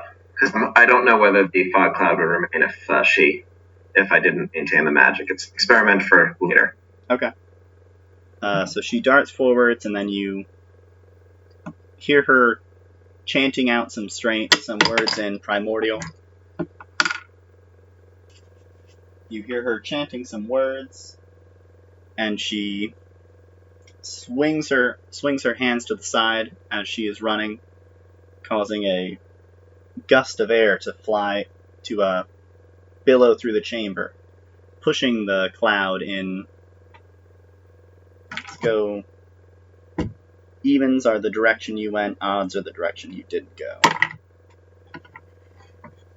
She gets lucky and billows her gust of wind the opposite direction of you, which 20 foot.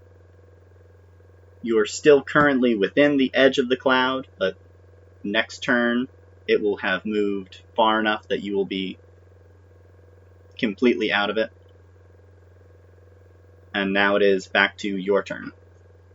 Okay. I'm going to try and hide in the cloud and stay in the cloud. Okay, so like move and hide. Go ahead and make a stealth check with advantage because you're obscured. Heavily obscured, rather. Got a 27. She's gonna have a hard time finding you.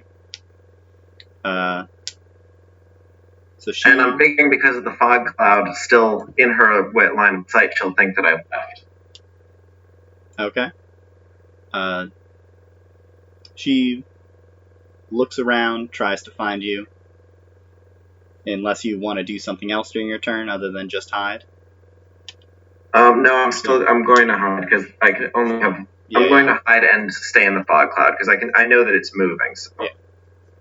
So she doesn't see you off to the area that's now cleared of the fog cloud, and it's continuing to move, to kind of billow and move along with it. She goes straight towards the door, going as quickly as she can, which takes her out into the hallway, or into the tunnel. And she stops and tries to listen. Right at the edge of the door. She is She seems to be unaware of your presence. Now it's back to your turn. I will stay in the fog cloud and maintain my my hide. All right. Simone stands up and looks around. She's peering down the hallway intently. She calls out, "You won't be able to hide, son. Or whatever your name is. We'll find you. And you won't even know it." And then she heads out into the tunnel and begins to close the door. So she's in the tunnel and she's closing the door to her? Yeah. She's closing the door so the room is sealed, and she's going to be heading down the tunnel.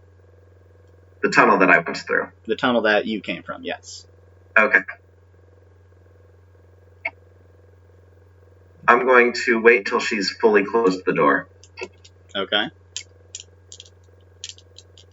She closes the door. You can hear it latch into place, start moving. What else would you like to do? I will wait 5 minutes and then open a different door. All right. So at this point, you're beginning to run out of paint. You've used quite a lot making these arrows. Would you like to continue to go down this pathway that is unknown, or would you like to try and backtrack? I will. I'll go down the pathway that I. Give me a moment.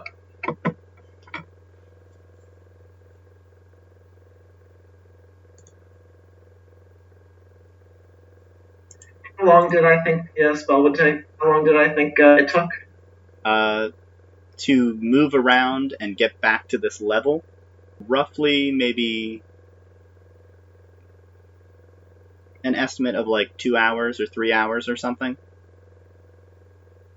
Okay, what I'm going to try and do is I'm going to try and get to the floor below. Okay. To Chamber 2, the summoning room. That you expect would only take maybe... It was about an hour or so to get from Chamber 2 to Chamber 1. So that should be easier, you think. Okay, so I'll head to Chamber 2. Okay. I would like you to make a... I'm okay also if I end up wandering into the scary room, I'm okay there as well. Give me a investigation check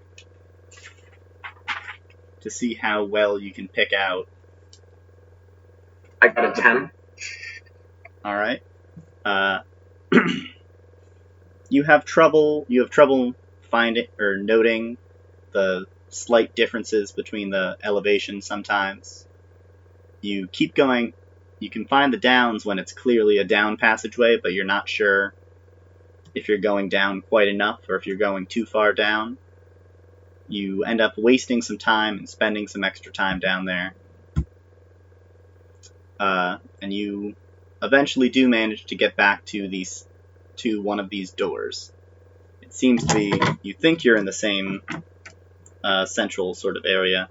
You're not sure whether this is the first, second, or third floor. I will listen at it for a little bit. Okay, make a perception check for me. And the Reaper will also listen. Alright, go right ahead for both of y'all. We both got a 9 and an 8. We were really bad at listening today. Alright. Nothing sounds like it's in there. It's that same eerily quiet sound you've had this whole time. Okay, I guess I will open it.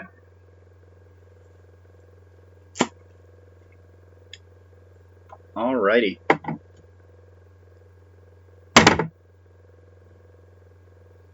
dexterity, you said you've got a +4? +4, yeah. Alright. So you open it. You and your owl have heard nothing inside here. You did manage to get your way down to the second floor. Do you enter into the chamber? Do I see anything in the chamber from just the entranceway? Not from the entranceway, no. I'm going to send the Reaper in to take a look around. Alrighty. As the Reaper... Actually, no, I'm not going to send the Reaper in. I'm going to I'm going to create a minor image of myself walking in. Walking in. Alrighty. As the minor image walks in, how about... You're probably like trying to hide yourself out of the way, right? As you're casting this? Yeah. Okay. So a crossbow bolt flies through the minor image as it walks in, passing harmlessly through and down the hallway. You're not sure where in the room it came from, but evidently Simone has been set up and waiting for you. She must have followed your arrows and your signs back here. Got it. I will close the door. Have you abandoned your torch at this point, and you're just going in darkness, holding onto the gem and having your bird show you around? Yes. Okay. And I can use my bird's perception. Yeah. And my bird has dark vision up to 120 feet. Yeah. So as long as it's on your shoulder, you can see. Yeah. Alright, so you start closing the door. Would that be long enough to take another shot? I'm trying to maintain cover behind the door. Yeah. She does take another shot at you, but it bounces off the door. You manage to kind of evade and stay there. Or stay out of the way. Of course now, she knows you're in this tunnel, and she clearly seems to know the tunnels better than you do. Where are you going to go from here? That is an excellent question. Okay, I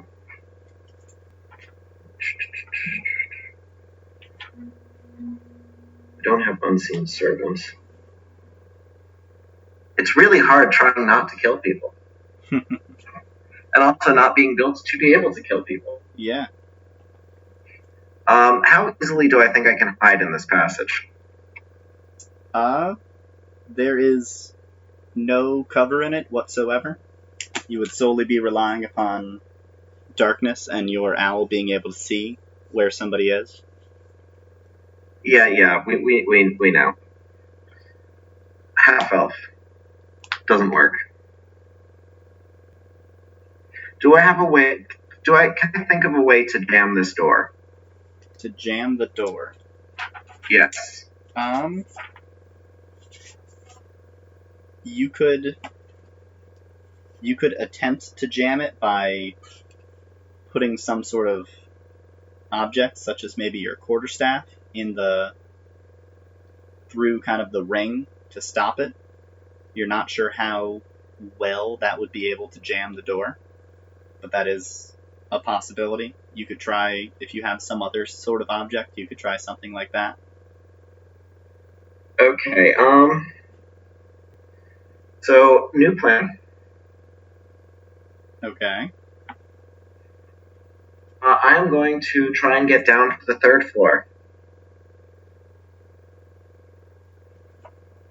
Alright, that one is easier to do, as that's truly just whenever you find a downward passage, you take that downward passage. I would also like your owl to try and hear for you, to see if you can hear Simone following behind you. I'm figuring she was, and I'm figuring she's also faster than me. I'm also going to be dumping whenever I come to a slit, I'm going to be dumping minor images to make it sound like I'm going the other way or my direction, just to try and throw her off the scent. Okay. I got a 12 in terms of my owl perceiving her. For your owl perceiving her? Yeah. Alright, your owl is unable to perceive her. You're not sure whether or not she's still following you. I'm going to assume she is. Alright, as you go deeper and deeper into the depths of this tunnel system, you can feel the stone is leaking more and more magic. It's spreading out more and more, continuing to go out into the air. The slight sort of glow of the stone is fading faster and faster. Finally, you come down to a door. I'm going to try and actually use the pedestal chunk to stop the flow. Okay. As you're moving, you're trying the different positions to try and control it. It slows you down for a little while, but not that long. There's not too many different things to try before you find one that seems to work. It doesn't completely stop the flow of magic, but it seems to slow it down significantly. You think perhaps you would need more of the material to have a true sort of completely anti-magic zone happening, or you might need to find a way to focus and contain this sort of output and input from the stone. But for now, basically you'll get advantage on saving throws while you have the stone and column in contact. So after you've done that for a while, after you find that and you've continued, you go further and further down. The air gets kind of rank and stale and dusty and gross, but you finally come to a door. Would you like to try and open the door? Yes. Alrighty. It takes a little while. This one is tougher to open than the other ones inside. It's not stuck like the door in the house was. It's simply older than the others feel like they were. The floor is now so dusty and gross, it's almost like you're sweeping your taloned feet through. I'm going to try and fly as much as possible. Each flap of your wing is pushing up big fluffs of dust and... Can I glide? Just push and glide? You can push and glide, but you still do need to flap occasionally. You need some amount of lift to actually stay up. You're not heading straight down all the time. You're not leaving the most obvious trail of all time, but she will be able to track you by the puffs of dust. She'd be able to track you by your feet print in the dust at this point too. I'm going to use prestidigitation to stir up dust down other passages and other things of that sort. Alright. How far a reach does prestidigitation? Oh wait, prestidigitation I think can... I think it can dirty stuff too, right? Yeah, it can. So I'm going to use prestidigitation to cover my tracks. No larger than 1 cubic foot. So you can make 1 cubic foot of dirty stuff each time, or clean 1 cubic foot. Excuse me, or up to. So you can leave patches of clean dust or fill in your own patches of dust. We'll try to do that as best I can. Yeah. I'm looking to see how far down the passageways you can do it. The range is 10 feet. 10 feet. Alright, so you can do it at, like, the start of a passageway. Or if you would like to... I'm just going to use it to try and cover up my tracks as best I can. Okay, just cover them up. Yes. Alright. So she's not going to cut you there at the door. So when you're down at the door, opening it, you are able to sort of slowly work your way through it. Has to go extra. It's extra tough because of all the dust clogging up the gears and all that. Inside, you see a much smaller, quaint little room. Everything in here is similarly absolutely coated in dust. One of the doors on the far side is open. At this point, you've been running and flying and trying to cover your tracks so much you're pretty turned around. You don't know what direction is what, unless you have some feature that allows you to do that. Not that I'm aware of. And as Simone said, there's a depressing, oppressive feel here. It feels unnatural and bad. That sounds incredibly promising. What's in this room? You see in the center there is a 4-post bed with drapes around it.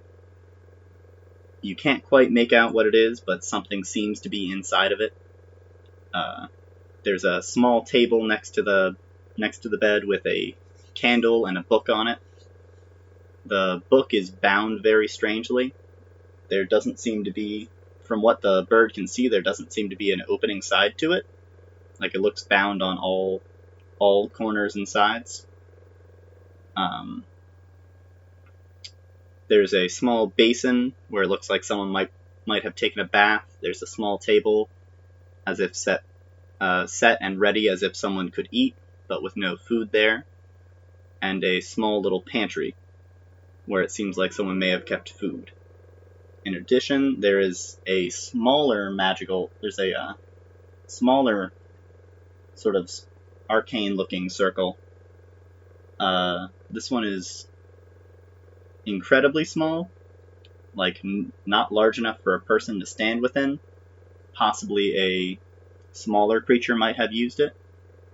And there's the big symbol in Primordial for the number 3 on the wall.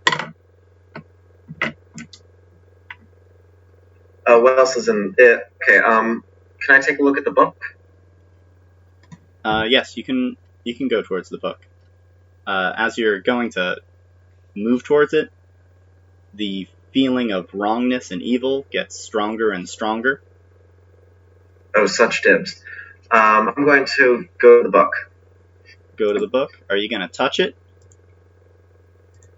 I've got an angry rogue after me who is a arcane trickster. So yes. Alright, I'd like you to make a wisdom saving throw for me. I got a 12. Alright. As you touch the book, you feel the inside of your head explode with a powerful voice. 2 voices crying out in complete disharmony and discordance. One sounds slightly like bells ringing. The other one sounds like nails on a chalkboard and cats howling. And they're both kind of shouting at you to do different things and grabbing at your mind. You can't remove your hand from the book, and you feel frozen in place. Yeah, the curtain around the bed begins to unravel slightly, kind of unwrap as you're stuck there, hand frozen on the book. And inside the bed is a... Oh wait, did I have advantage on that roll? Oh no. Okay, just double checking, because I didn't do it. I just suddenly remembered that you gave me advantage. That's only to spells, right? Yeah. Okay. Continue. So the whatchamacallit. The curtain peels back, goes away, and your head is turned to look from the book towards the bed, and on the bed you see a grotesque, decrepit remains of a head. The head turns and its kind of eyes begin to glow with a reddish light. Yep. And it starts to cackle and howl with that same voice as the nail-scratchy, cat-howly voice from the book.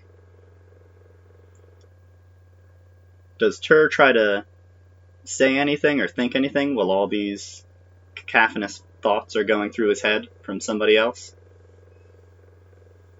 Greetings. Who are you? Welcome to my head. And you'll need to remind me, what languages does Tur know? We haven't fully decided. It's Common, Aarakocra, and Aran, and then 2 extra languages that we have not decided on. 2 extra. Do you want to choose those? Yeah, let me take a look. I was thinking Fae is probably a good one for one of them. Yeah. In that case, that would just be... Or at least I'm using Sylvan for the Fae language. Okay. Yeah, Sylvan for one of them, because I feel like that spell, the ritual is Fae in origin, right? Definitely parts of it. It's got lots and lots of different elements. What other elements are there? There's... I think I'll probably choose whatever. I'll just choose whatever elements there are. Okay, the ones that you've seen were common. Got that one. Generally, like general magic, which you know that from doing magic and stuff. There's the Sylvan part that you found. Next part. So you didn't read that far. The next part is... The next ones you recognize are either Draconic or Celestial. Would be the next 2 that are commonly seen, so you would be able to find out what they were without knowing them. So I guess one of those 2. Celestial, because dragons are so crucial. Alright. So in that case, the 2 voices are crying out in your head, and you can understand the one that sounds like bells. It's a creature crying out, telling you to run and let go and try and break away as best you can. It says that it is not in control right now. It could help you if only you could turn the book over. But the cacophonous sort of howling, squowling sort of voice that the other creature has gets louder and louder and starts to drown out the crystalline bell sort of sound. And could you make a spellcraft check for me? Arcana? They don't do spellcraft anymore yet. Yeah, Arcana will work. 22. 22? Alright. So, the voice in your head drowned the kind of scratching, horrible voice, drowns out the pure bell celestial voice, and you hear a demonic evil entity cry into your voice, or cry into your head, asking, "What do you wish to know?" It is, you are currently under the effects of the Contact Other Plane spell, and you are speaking to a demonic entity trapped inside this book. What sort of information do you have, and why are you so willing to give it away? Obviously, that's not my question, but I feel like it's important for us to get to know each other before we proceed.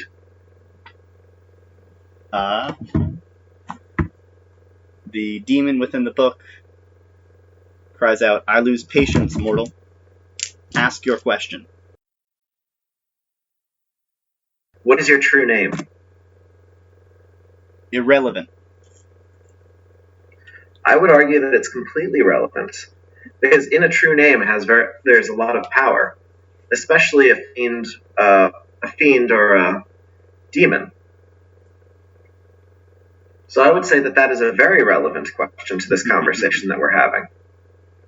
Well, it's a forced communion between you and this creature, unwilling on both sides at the moment.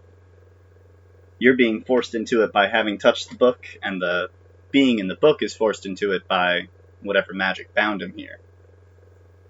He doesn't have to give you... He has to give you answers to the best of his opinion, but he doesn't have to be helpful. Got it.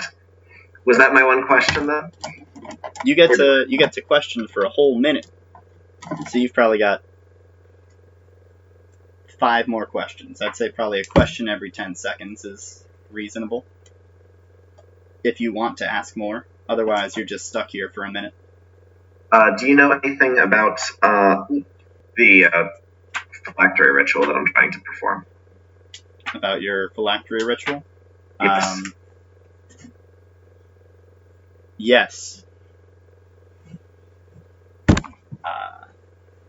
What else? What would he have? What would he know exactly? Let me go look at what I got written up for you. Sounds good. What? Wait, where did it go? Oh, here it is. Demon speaks a few words, and you can feel on your chest your phylactery kind of rise up and pulse and emit some sort of energy.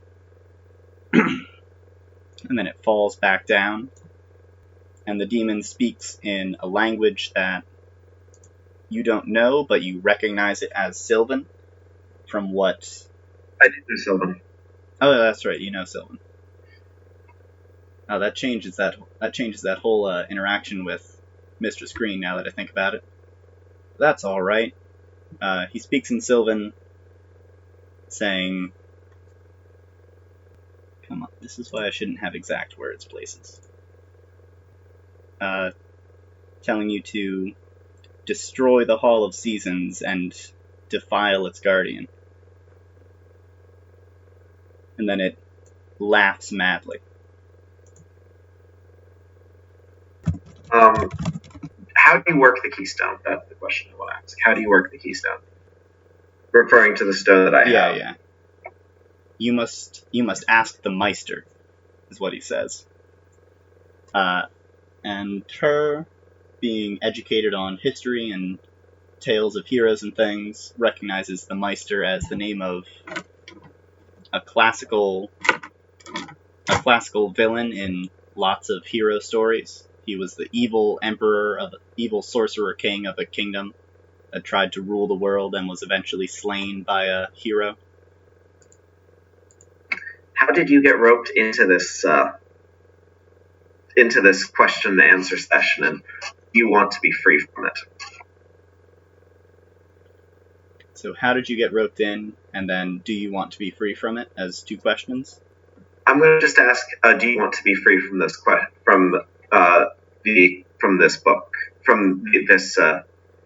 from this question and answer thing? More than anything. What would happen if you were freed? I would rain hell and brimstone upon this land. Do I have one more question? How do I work the Keystone? Ask about the thing. What's your true name? What would you do if you were freed? You have 2 questions. How can I free you? You must ask it of the ethers. Some creature that really doesn't want to be part of this deal. It's not making it very easy. Well, so, do you know how to cast the wish spell? It's Oh, you need a wish spell? Yeah, like the wish spell is literally just asking. You say your wish out loud. You ask it of the ether. Oh, okay. Let's see. One more question. How can I, are you capable, and will you give me a portion of your power so I may survive the situation and help and potentially help you later? The voice simply says yes and fades away out of your mind. Do you have a specific hope how it would help you? Or are you going to leave it entirely in its hands?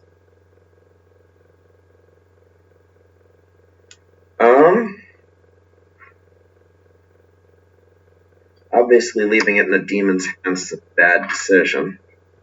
I want to, sorry, give me a moment. Let me think of what I want, because this is one of those wish-esque situations where if you ask for the wrong thing, you can totally hose yourself. Yeah. I will make a small clarifying note.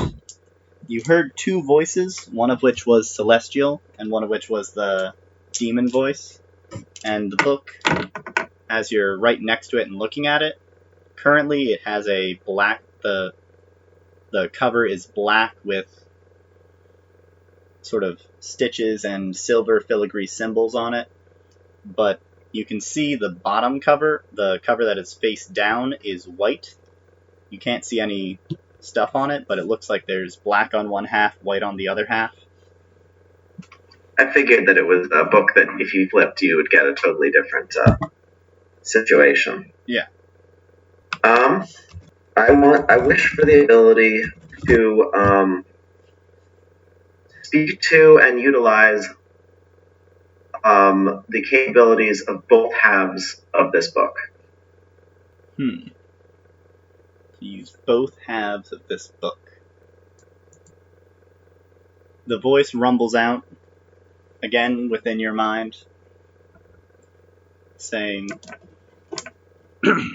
"It is done, but only a fool asks for something he already has. Remember our deal. Free me when you gain the power." And you feel a sort of power surge from within out from the book into your hand and into the Keystone, and a sort of brimstone-y portal opens up at your feet. You could step into it if you wish, or you could remain here in the base of this labyrinth. What you can see, it looks like normal sky and grassland and stuff is outside the portal. It's just the ring and edge of the portal is made up of fire, and it smells of sulfur and brimstone. I don't think I made a deal. That's up to you to decide. I'm aware of that, and according to everything that I said, there was nothing specifically that was deal-like. But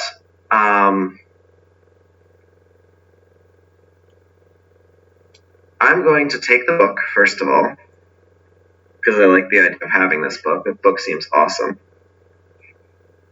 Also, probably very, very bad for me, but that never stopped me before. Yeah, that's the best part of things. Yeah. Can I touch both halves of the book without effect now? Unless I choose to activate it? As long as you currently have a hand on it, it will not force you to make the save again. But as soon as you let go of it, or try to do anything with it, you're going to have to deal with these incredibly powerful beings inside of it. So like if you were to put it down, picking it up again, you would face the chance of getting taken over or infiltrated by either the celestial being or the demonic being, and trying to open it up and read inside of it, you would have other possible bad things happening. But if you never put it down, you don't have to worry too much about it. I will hold on to it in my hand. Okay.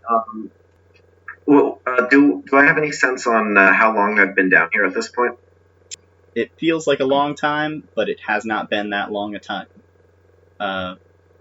Well, you were talking with the demonic being. For you, it felt like hours and hours were passing. But you have your familiar, who, if it had been a long time, it would have been like frantically grabbing you and poking at you. It's just still sitting on your shoulder, nice and steady, just like it was a little bit ago. You also have not been caught up to by Simone yet. Got it. That is a good thing to note. I am going to. Do I think that I'd be able to hide in bed? To hide in the bed? About as reasonably as you could hide in any bed. Okay, I'd like to hide under the bed. I'm figuring that's slightly better.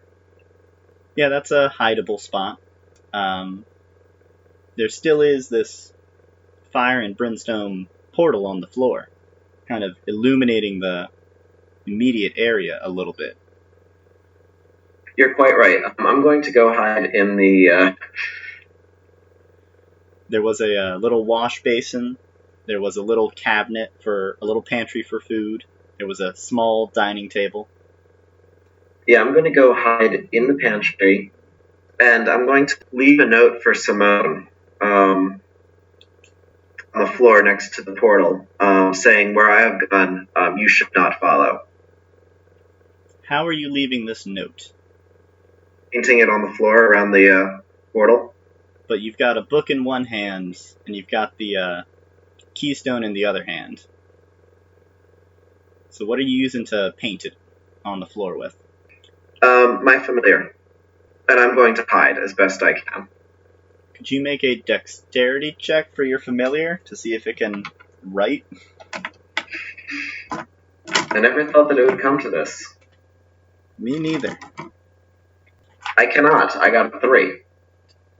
Alright, the owl splashes some of the paint on the floor, and then looks up at you and whoos contentedly like, "I did a good job, master, right? I painted on the floor." Good enough. Let's go hide. Alright, so you hide in the pantry.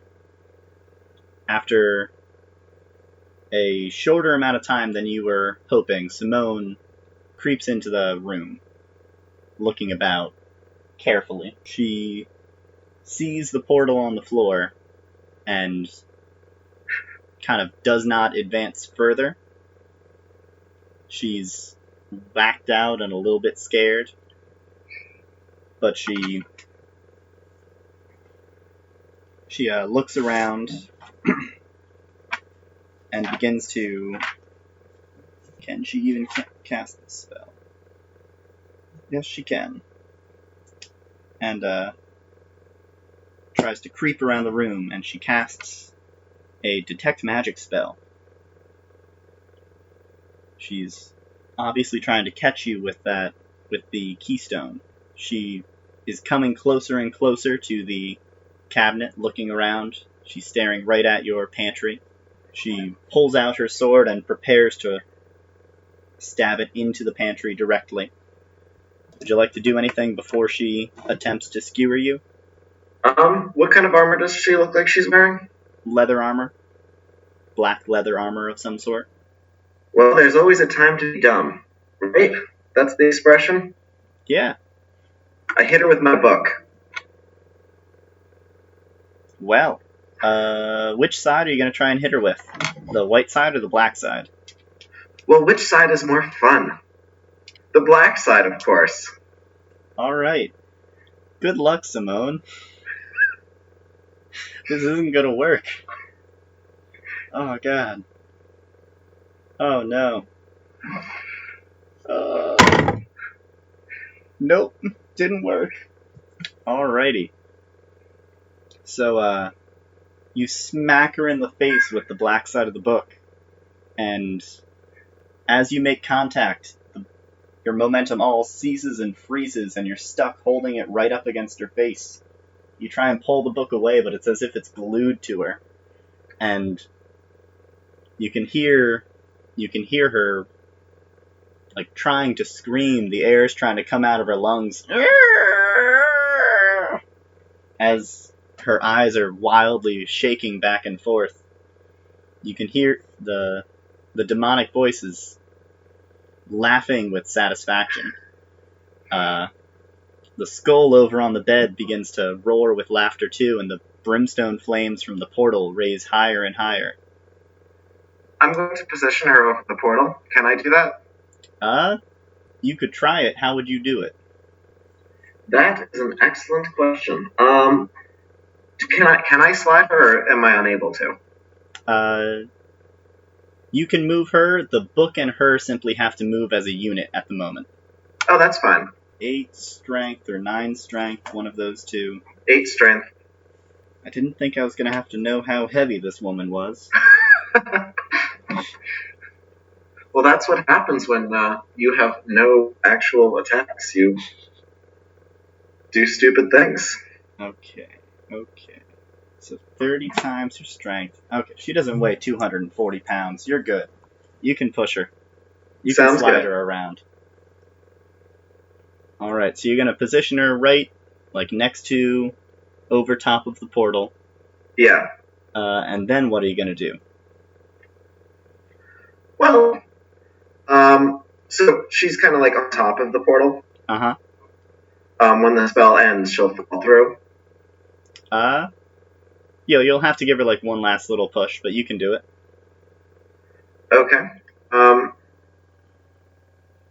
So she's kind of still in this terrified state.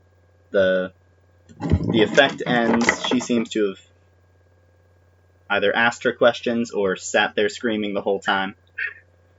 And the book kind of ungels from her face slightly, and you just give her a quick little tap, and she falls backwards, flailing into this fiery portal. And the portal whooshes closed with a big flash of multicolored flame, and she's gone.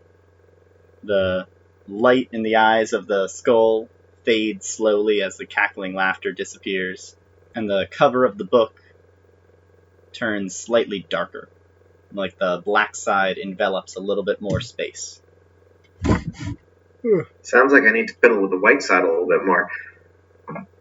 So you've dealt with Simone, you've got this wonderful black and white book, you've got the Keystone. I've got a Keystone, I've got the chunk of pillar. Abjuration pillar. What would you like to do from here? I want to try and get, I'd like to go back up to, I'd like to go to the summoning room and the abjuration room to see whether I can get some more chunks. Just keep whacking at it until I get something. Unfortunately, with your handful of things, you are unable to break off any chunks of stuff. You need someone. Well, I can put down the abjuration staff. I can put down I can pocket the keystone at this point, because I can turn that on and off as I relatively will at this point. Kind of, yeah. And in terms of the book, I will very, very, very carefully wrap it in the flag from a fake nation. Okay. Such that when I open it, if I were to accidentally make contact with it, yeah, the side I'd make contact with is the good side of the book. Okay, so you'll wrap it up so that if any accidental contact happened, it would definitely be on the white side of the book. Yes. Okay. So now I have both hands available. Mm-hmm.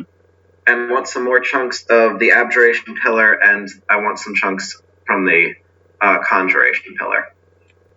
Yeah, with both hands, you'll be able to crack off a little piece of both, but it only gives you only manage to get off a little chunk. It's very time consuming. It seems like it would probably be easier to get someone beefier to come help you take a piece off. if you wanted to get a bigger piece, or perhaps to try and identify these pieces to see how you could use it. Once I have the small pieces, Yeah? I'm going to try to find. I'm going to go back and see whether I can get someone to help me get some. Oh, hold up! I want to get that. I want to grab that skull as well. You want to get the skull? Yeah. Are you sure?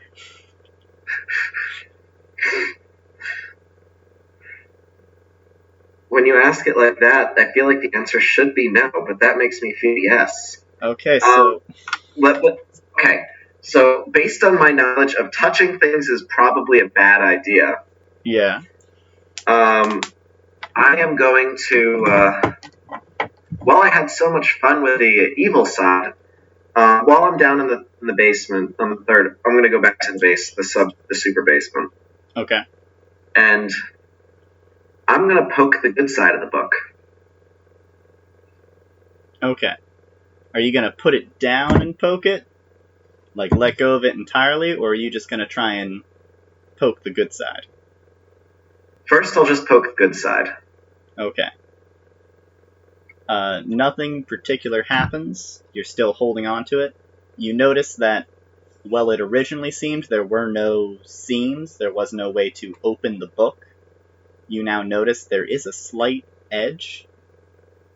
As you're poking it, you almost catch that edge, and you could open it if you wish. I will put down the book and then poke the good side. Alright, let's see that wisdom saving throw. 19. 19. That's not good enough. Great! Super pumped about this.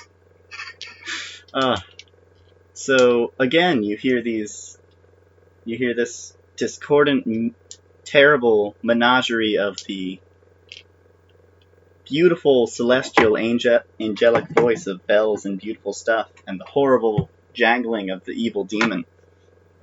The demon seems a little bit louder than it was before. Not surprised. And the angelic voice, however, manages to grow slightly louder and louder and drown out that of the demonic voice. And it gently chides you. It tells you that was cruel and unnecessary. You simply needed to speak to that fine young woman. She would have gladly helped you if you had simply given diplomacy a chance. And if you haven't noticed, I am not. Nobody seems to like me when they meet me. That's nonsense. I love you. I like all people. Oh, thank you. I really appreciate that. Well, you mortals are such wonderful, different, strange creatures. Some are good, some are evil. It's very different than we. It's and anything's better than the one who's trapped here with me. But I still say that was very unkind of you. I think perhaps we should bring that nice lady back so we can have a conversation with her. I feel like we should talk. Eventually I'll find her and apologize to her. But she shot me earlier today, and I'm not feeling very apologetic at this moment. Well, she may have shot you, but I'm sure there was a good reason. You should have forgiven her. Just as I'm sure she will forgive you for dropping her through this portal. It seemed like quite a nasty portal. It did, and I'm sorry to say that I wasn't quite brave enough to go through it myself. Oh, you really should have. It was a portal to a beautiful outlook, though. We used to go there quite often. It's right up on top of the hills. You and the demon? No. The owner of our book. The Meister. Can you please tell me about this Meister? Well, clearly he was powerful. He managed to bind me and my unholy brother here within this book. He ruled quite powerfully for a long time. He borrowed our abilities, borrowed our strengths, but unfortunately, you mortals seem to run into a problem that is dying. It's quite tragic, and he simply couldn't abide doing it. So he turned to some darker, evil things to extend himself. I see you're familiar with some of those. And Indeed, I was wondering if you could tell me a little bit about this, if you have the time or really want to. If you don't, I understand completely. well, I see the value in preservation of life, but too much of a good thing is a bad thing. So, I see everything must die, everything has a time it needs to go. I wish I could help you live long, I wish I could help you stay longer, but you've already gone past your time. Not that I haven't. I'm only 10. I have 20 more years. Well, that's what you think. Fair enough. The voice begins to grow quieter. It offers, perhaps you would like to go visit Simone now and apologize? I could take you there. I said, maybe tomorrow. Oh. All right. Well, Unless you have a way of, in case she has not forgiven me, maybe you have a way of helping me out if she tries to hurt me. well, I personally won't have a way of protecting you, but I'd happen to think the town would have a way of protecting you. You could simply go see her there. Shall I take you? You mean arrange a meeting between the town and, between me and her in the town? Yeah. That is a trifling exercise. I could put both of you there right now. Could you tell me, but before I agree completely. Is the skull talking at this point, or is the skull laughing or anything at this point? No. The skull is sitting on the bed. So where before the eyes were burning with like a reddish, unnatural light, and it was cackling madly, now it's simply whitish radiance at the back in the center of the skull, and it's sitting serenely. I mean, as serenely as a skull can sit, kinda. Okay, perfect. That sounds like exactly what I wanted to know. I ask, if I were to take the skull with me, would it hurt me at all? It seems like this skull is linked to both of you, and I'd rather not lose your capabilities if you're apart from the skull. Well, I wouldn't want for the Meister to find his head again. That would be very problematic. It really should stay here. Though you could take it with you. I'm sure he would appreciate it very much. But I don't think you would appreciate it very much. What would happen if I took the skull? Well, he would find it. He would feel it would be out in the world again. It was left here because he couldn't see it. He couldn't sense it anywhere. And if I were to break the skull into lots of little pieces? Because this place is just about to be flooded by archaeologists. We need to make sure that he cannot find it and make sure that they cannot remove it. The celestial being answers, says, my time is growing short with you, but if we could have broken it and solved the problem that way, it would have been done. Unfortunately, if it breaks, it will simply return to him. We must keep it whole instead. I understand. Is there any other way to protect? Actually, I'm going to ask her to open up the portal. Okay. This time it's sort of a bluish glow swirls open on the ground. Light little bits of sort of feathery-looking objects fly up from it gently and twirl down into the portal. It opens up, showing a point fairly close to the town, not directly on the road, but by the entrance you came in before, roughly where Nona met you, that girl from the archaeologist group. I will step through it. Alrighty.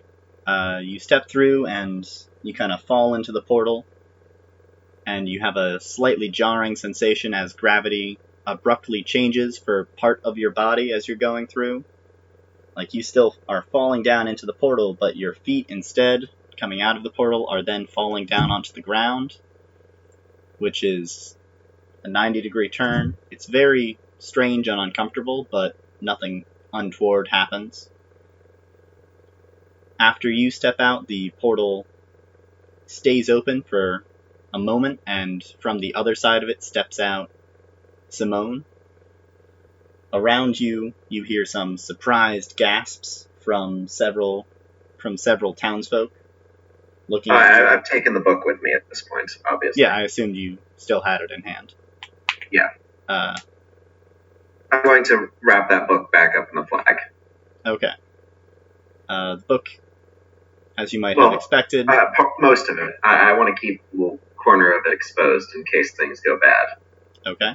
Are you keeping a white corner or a black corner? At this point, a white corner. Okay.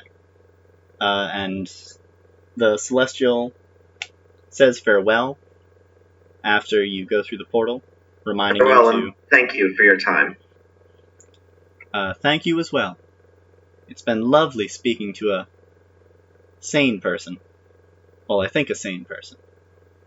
But be careful and remember to forgive that Simone girl. She only shot you once. She tried to shoot me 3 times, but I will forgive her. Good. Thank you for your guidance. The bells kind of tingle and fall out and go away in your head. Oh wait, before you go, will I still be able to talk to you up on the surface? The voice continues to fade, and it tries to tell you, we need time to gather our power. We will not always be able to speak to you. But soon. That's all the Celestial can get out before the voice fades too quiet for you to hear. That's good enough for me. So you and Simone are out on the street, and townsfolk are looking incredibly surprised to see people come out of a magical portal for the first time in a long, long time. A year?